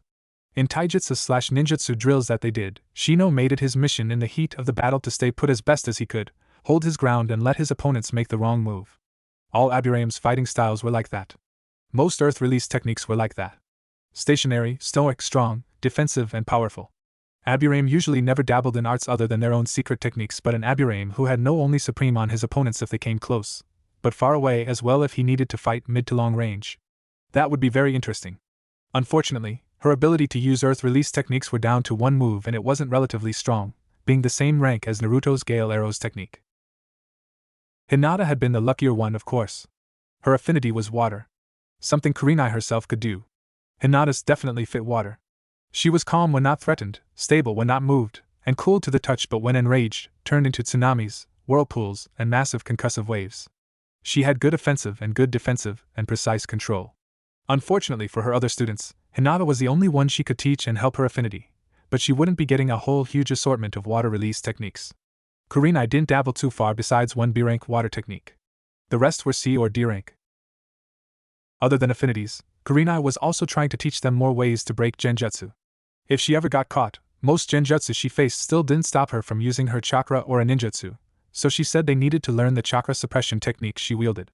The technique completely suppressed the chakra of the user, disrupting the flow of their chakra, in which all genjutsu she knew needed in order for them to work, in which genjutsu release didn't quite be needed to be used. However, it also meant the user would be susceptible to any other follow-up technique, which means genjutsu release was more ideal. After that took a few hours to get packed down, Kurenai instructed them in another ways to break genjutsu. Most genjutsu could be broken by the genjutsu release technique and screaming kai to break it, but did you know you can not only suppress your chakra to break free of it, but completely release it in a huge wave in order to rip a hole in it? Whoa, really? Naruto asked, amazed. Kurenai nodded yes, a chakra wave can completely destroy a genjutsu, and very possibly hurt the user. So why do we do the genjutsu kai technique more often if that is so? Shino questioned, confused at his beautiful teacher. Why spend time to teach us the genjutsu release technique if that is true? Hinata started, a little hesitant as Naruto and Shino's attention shifted to her, but let it go quickly. Maybe W with doing the technique, there is a downside? Shino nodded, that makes sense. Kurenai smiled, glad you figured it out, Hinata-chan. The girl slightly blushed in praise but did not fumble from it. Yes, while the chakra release technique is more ideal in breaking the genjutsu completely, like the chakra suppression technique, it requires the user to release a huge amount of chakra at once. And most ninjas don't have a huge amount of chakra. Shino nodded at the explanation, finally making sense to him. Kurenai smiled again, quite so. Yes, the chakra release technique leaves the user with a low amount of chakra in the end. And yes, the user can rip holes into genjutsu, even genjutsu stacked on top of another one, like high users of genjutsu like myself are known to use, but with little chakra to work on a counter, what could that do? Smart ninjas without a lot of chakra to work on will use the genjutsu release technique, which is a fusion of the chakra suppression and chakra release technique, while temporarily suppressing their chakra to disrupt the flow, and then release it suddenly again. But the genjutsu release technique can work on genjutsu much slower than the other two if the enemy decides to stack genjutsu on top of genjutsu. However, some ninjas that have high levels of chakra, Naruto grinned at this, and the other members of Team 8 actually nodded evenly at him in silent agreement, most can't. More ninjas also wouldn't choose the chakra suppression technique either, since it leaves them with no ninja abilities at all, so we teach our students to use the genjutsu release technique instead. Is there any other way to counter genjutsu, Kurenai-sensei? Well, Naruto, you could also inflict pain on yourself to break it, though it will probably easier to do genjutsu release. Some Dojutsu can break through genjutsu easily, however, none of you can do it. The Sharingan seems to be the only one that could. Kurenai could have swore she heard Naruto growl after that. Some people actually train themselves to see through genjutsu without an use of Dojutsu like the Sharingan. Finally, you can even cast techniques to obstruct your opponent's view of you. All genjutsu needs the user to be looking at their opponent in order to work. Obstruct their views, and they cannot use it on you. Hoo-hoo! Genjutsu sounds awesome. Can't wait to use it, Naruto loudly declared, bringing one more smile up to Kurenai's face. Now, Naruto. I know you are excited in trying genjutsu, but genjutsu takes years of chakra control beyond yours right now. Kurenai personally didn't like Naruto's face sagging into depression. However, I'll see to you first being able to counter it, and then see if you could do it. Kurenai wondered if Naruto even could do genjutsu. At the time, she was saying stuff to cheer him up. So what, he couldn't do genjutsu? No doubt the boy's chakra control was good, maybe even great, but it had to exceed that, even exceed the word excellent. And she knew his extensive use of the shadow clone technique, which she was starting to tell him that he couldn't use them in sparring. He had no problem with it, but when it came to D-rank missions, she also didn't want him to do it, to which he groaned like hell, much to her slight amusement. In all seriousness, she didn't want Naruto using that technique as much as he did. She knew the problem with the shadow clone technique. Extensive overuse of the technique, and the information gathering of that technique over time could reduce his brain into actual mush. However, she knew Kyubi also could shelter him from such pain and prevent she seeing his training regime at home once, which he created about 24 clones to work on 3 different types of exercises for chakra control, while he himself participated, doing both or a hybrid of either exercise and the leaf concentration one. His training at him was odd. Naruto had no family, had nobody to really look after him. While no doubt she knew the third Hokage and young Naruto had some sort of connection, she also knew it didn't run to the point he willingly would look after Naruto, even if he knew he couldn't. He knew the village was, in the end, more important than Naruto. The needs of many outweighed the needs of one. However, that didn't mean the Hokage never had his eye on Naruto. She knows he wields that crystal ball, a front for a technique to see all that are in the village. He keeps tabs on the Kyubi container, makes sure he stays out of trouble and such. She didn't know who else liked the boy, much less loved him, but he knew he was close to the people at the Ichiraka stand. That elder man and his young 15-year-old daughter. He wasn't as close to them as he was to Sarutobi-sama, but she knew their relationship was beyond the customer and servant relationship. Also, no doubt he was also tight-knitted with Irika Yumino, a Chunin teacher she knew by name. He was like almost a father figure in Naruto's life, or an older brother. Whatever, pray tell. She really knew nothing of Irika, but obviously the man was close to Naruto Uzumaki, the only teacher in the academy he was close to as well. However, she knew Naruto had become her family, and she had become his. Shino and Hinata were too. They were his family now. She knew the boy was lonely, and his craving for one family. Why should she deny him of it? She was like his big sister now, his mentor, his shelter. Even if he couldn't excel in genjutsu, he was well on his way to be a censor or even a medic. She would help him get whatever he needed. Not only him, but Hinata and Shino too. Hinata needed a mentor, a sister figure as well. She needed someone to not only push her, but do it gently. She didn't need a father who harshly harassed her for being what he didn't want her to be. If he heard Hinata learn water release moves, he probably would have flipped out even more with it. Even if she wasn't loved by Hiraishin Hyuga, or even if he never saw her strength, she would mold Hinata into a powerful ninja. She would push her to be stronger and better than before. Shino was passionate in his field, sure, but he was too closed in. He did need to make it more broad if someone could counter his style like a long-range expert who didn't need to get near his bugs. Learning earth release moves would help him completely, increasing his range and possibly making it easier for his bugs to catch his opponent. She would help him do that. She would help them all. But for now, she walked home, smiling at the growth of her students. Kiba Inuzuka wouldn't lie. Today was tiresome and a lot of things happened, but ultimately, he was glad Kakashi-sensei was training them properly. It sucked losing to Bug Boy, but to see Sasuke get handled by dead last Naruto was just depressing. He was personally glad he was fighting, trying out his skills, and moving somewhere doing something.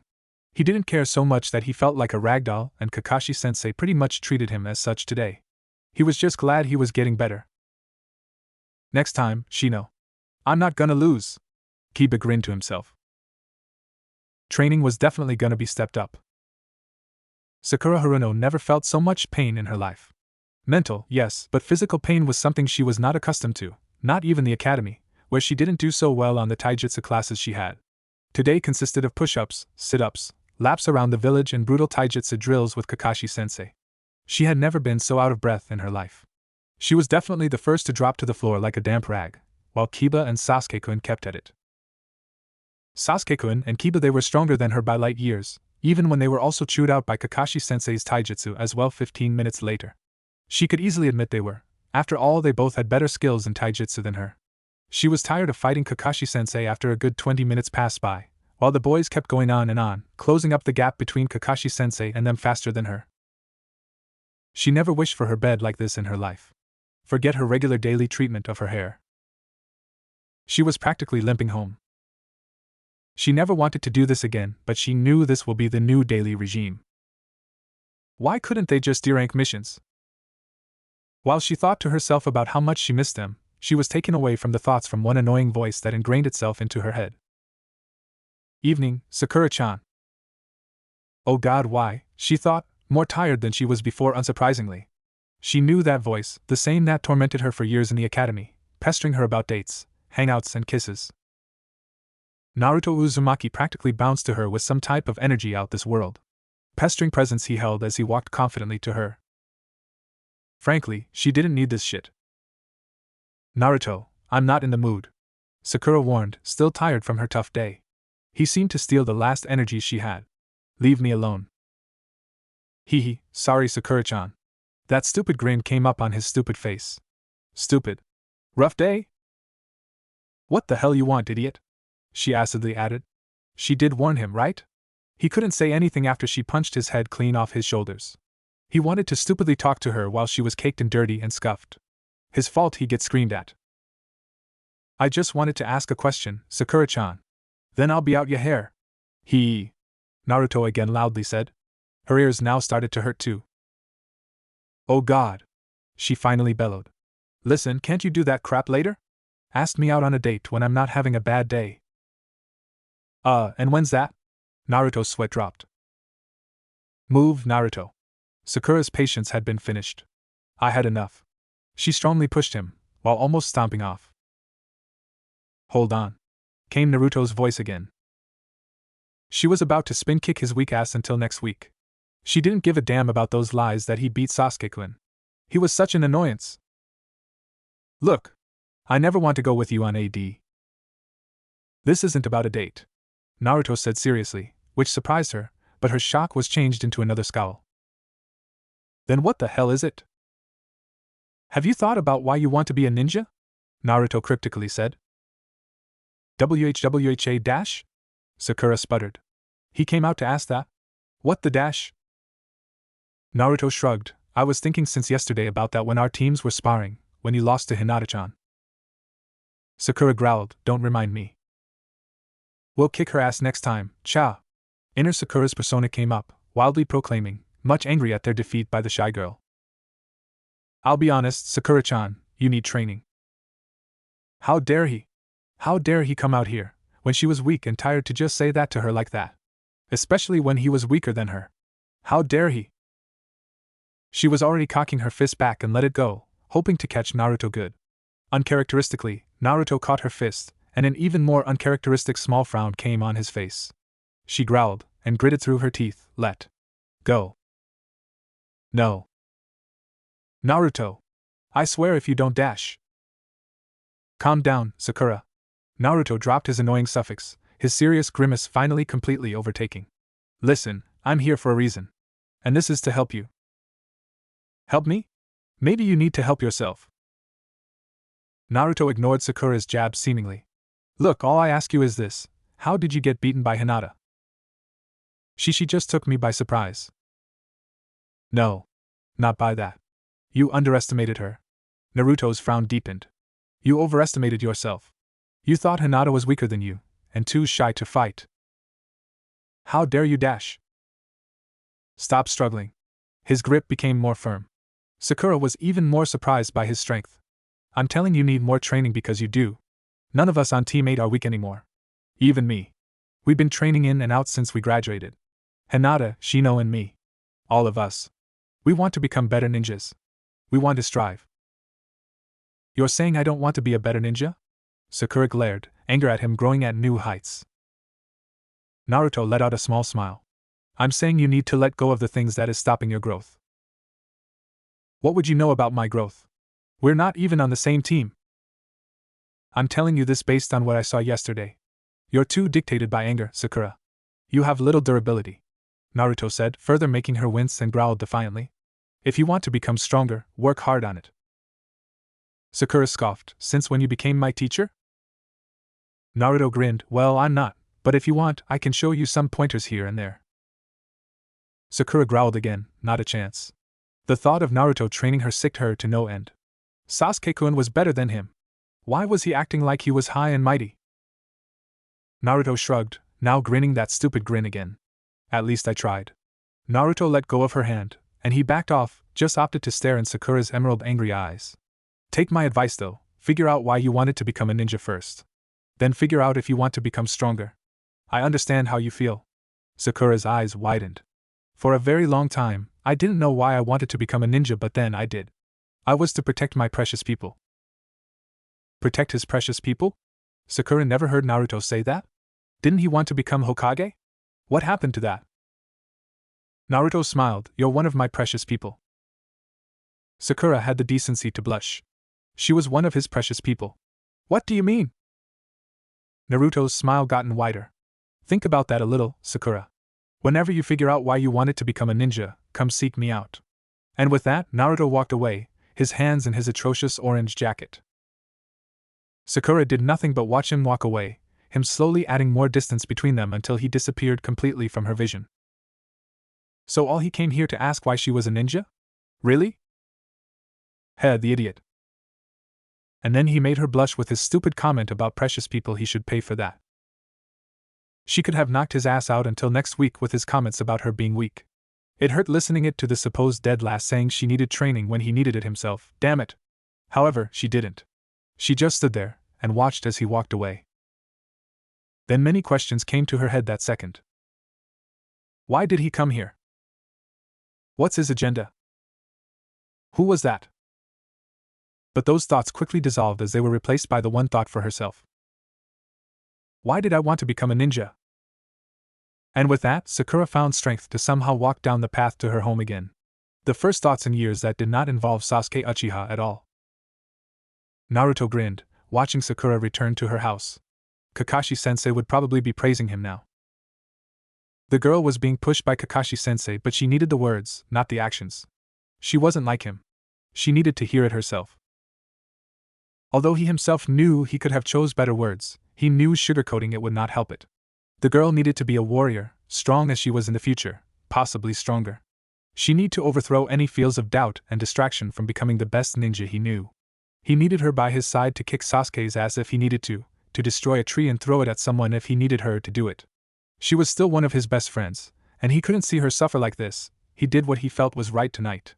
Sakura was going to grow great. He knew she would be. And he would be here to help if she needed it. 10,000 thoughts ran through the mind of Tazuna the bridge builder as he left his home in a 2-day trip to the Leaf. All of them pointed back to, will my family be safe while I go? Those thoughts got him drunk as soon as he hit the Leaf. He hazily remembered how he got out of his hotel room. The reason he came to this village wasn't on the hope he could score of its world renown, bombshell sake, or get a look at the large and lively village, but rather get help. Help against that bastard plaguing his village like a rat. So he paid for a mission. Not a lot ride on him as much as he would like, not a lot he had period. But he afforded it, with a little bit of coins in his own pocket. The leader of the ninja village nodded, and allowed him to stay for a night more free in his hotel before he could call the team that were going to take him back. He wondered how many would come, how many would take him back. He was not familiar on the ninja system, and how a C-rank mission was, or how many people would escort him. The Hokage didn't quite tell him either. But if they were ninjas, they had to be super ninjas, right? Tazuna groaned, wishing he didn't forget to take a last swing at that Great Leaf Village sake before leaving his hotel room. He felt a headache come on. These weren't super ninjas. These were children. He paid almost all the cash in his pocket just for kids? Bah!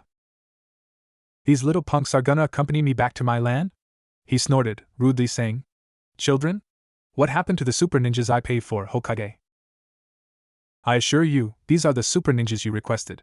The elder man said, smiling despite Tazuna's rudeness to both the team of ninjas he requested to take him back to the village. It'll be best not to underestimate them. Tazuna snorted, pushing his glasses back to the bridge of his nose. Che! The short yellow one looks like an idiot. What kinda ninja wears orange? Tazuna was glad to know the boy didn't lash out at his rude comment. Naruto felt nostalgia hit him again and again, from the way Tazuna swayed in the room with a drunkard swagger to the way the man insulted him. Different words, sure, but the same dumbass old drunkard of a man who underestimated him reminded him of the good times before his world went to hell. He had to also remember to slap some sense in Inari when he saw them. Then thoughts from Zabuza Momochi to Haku came up in his head and he grinned brightly at them. Team 8 is standing at where Team 7 stood and Tazuna was in the right spot he backed up to when old Naruto was foaming at the mouth for Tazuna insulting his height, calling for his life. Good times, good times. Still, it hurt when Tazuna insulted his orange jacket. He knew the jacket could make him a good target, but... Damn, did everybody hate orange except him? Kurina Yuhi sighed in relief as her team didn't kill the man with their techniques. It took a lot herself to not strangle him when he said, a woman ninja too. What the hell, Hokage? Sexist, ungrateful old man who not only insulted the Hokage but her team too. She didn't say anything too catty back, however. Her team finally got their first C-rank mission and she herself was not going to mess it up for them because she doesn't like the client. Then it hit her. Their first C-rank mission. God, she could remember hers. What a good feeling to finally get her feet wet. Now it's time to get the genin their feet wet. And the land of waves had lots of that. Hinata didn't know what to think when she came to the training grounds and Kurenai-sensei announced they were taking a break from the usual training regime and they had been assigned a C-rank mission. She didn't know what it consisted of, but frankly, she wasn't too confident in it. But when she saw Naruto-kun bounce in confidence and happiness from taking a break from those infernal D-rank missions, she couldn't help but longingly look at him with a small smile at his antics. Why couldn't she be as confident in her abilities like he was for himself and even of hers? Naruto-kun had told her, praised her of her abilities and her clan's techniques, in which she almost did not believe until he kept saying it each time they sparred with each other. Naruto-kun wasn't known to tell lies. With her Byakugan, she wouldn't know whether or not he is because then his chakra would have fluctuated. It never did. So she started to believe he was telling the truth, never lying when he said her gentle fist would bring him down if he ever got hit by them. He never quite did. Naruto-kun had been the approving words while her father was the disapproving stares of her power. Ultimately, she didn't know who to believe. But maybe, just maybe Naruto was right? Maybe she was strong, but just needed convincing. Maybe this mission would prove whether or not he was right. Shino had been as neutral as he was to be about this mission, but then his feelings were mixed as more and more time progressed, as long as he thought about it. Inside himself, something about the mission did not seem right. Escorting the bridge builder didn't seem like it was supposed to be. The man obviously walked to Konoha with no problem, but getting back required ninjas? Something did not add up. Did he expect trouble? Bandits on the road were not uncommon, and it was pretty common knowledge that the Land of Waves lacked a ninja village of their own like the Land of Fire had. Maybe the man had been afraid of bandits? If so, he wouldn't think this mission would be much trouble. Bandits were always annoying to dispatch of to a ninja without killing them, but nothing troublesome, he knew. Kurenai-sensei also added that C-rank missions never really consisted of any trouble, in short of one or a few bandit gangs out there trying to scare and rob some people on the road. Seas like this will be a quick 4-day trip from End to the Leaf. Something that cut a small hole in his training, but he could spare it. Kurenai-sensei's body was cleaved into several pieces after the demon brothers rose from the puddle and attacked Kurenai-sensei. Yup, just like last time. He could see a small panic rise in Shino's face, but to fall once again, and Hinata's face rose in shock and horror as well, until she noticed Kurenai's chakra just jumped from one place to another with her Byakugan activated. They must figured out she simply used the substitution technique to get out of here, and this became an immediate test of their skills. Naruto's mind snapped back to reality after his thoughts of seeing the demon brothers bringing up good and bad memories. Naruto Uzumaki gasped as 2 Chunin-level ninjas came from the water puddle that Kakashi-sensei had seen, and gasped at the supposed untimely death of him. He could not hold back his panic, and was stabbed by one of the demon brothers' claw. Poison seeped into the wounds he had on his hand. The killer intent of the Chunin froze him in place, something unexpected even for the yellow Hokage aspirer. But Sasuke Uchiha however had took on the two, no fear in his eyes, with little to no trouble. Throwing a kunai in the shuriken-like chain mechanism and further stopping them, he then stepped on their head, triumph at their defeat. Before the demon brothers could do anything after they hit the release off their chain and could attack their enemies individually, Kakashi-sensei swooped in, applied a brutal headlock on the 2 Chunin. Naruto had never been so damn embarrassed in his life. The bastard, Sasuke, had one-upped him, gaining praise from Kakashi-sensei and his crush, Sakura-chan. Kakashi scolded Naruto for freezing up in battle, leaving the client and a teammate to fend for themselves, asking him what would happen if he wasn't here. And then Sasuke Uchiha had the gall to then taunt him after Kakashi-sensei said that. "What's the matter, scaredy cat?" Sasuke Uchiha mockingly said to Naruto, smirking at Naruto's defeat. "Naruto, you been poisoned too?" Kakashi sighed, "Let me take a look at." Not going to indulge his rival Sasuke with looking any more weaker, Naruto drew forth a kunai and stabbed himself in the same wound he received from one of the now restrained demon brothers that sat unconscious and tied to a tree nearby. This brought surprise to everybody there in front of him. His own blood pushed out the poison out forcefully, and then with a grave voice, Naruto proclaimed calmly, "I will never again freeze up and leave my friends to fend for themselves." He snapped out the haze and brought forth superior speed that clashed with the missing Nins. Jumping over their cleaving chains, Naruto, like Sasuke had done, sent a kunai into the chain, stopping the mechanism from working, some things never changing. The 2 ninjas struggled to get it free for a good minute, but they were quickly attacked by a barrage of Hinata's gentle fist, and further incapable of doing anything with close chakra points in their stomachs, chests, their arms and their legs. Shino made sure no more ninjutsu would be used as he used his colony of bugs to hold onto the Chunin's chakra, draining them. The demon brothers then had the misfortune to deal with an annoyed Kurenai Yuhi, who then slammed them to the trees with 2 kicks. With the gentle fist brutalizing their extremities and other body parts, the Aburame's incredible will with his bugs, and the blonde-haired boy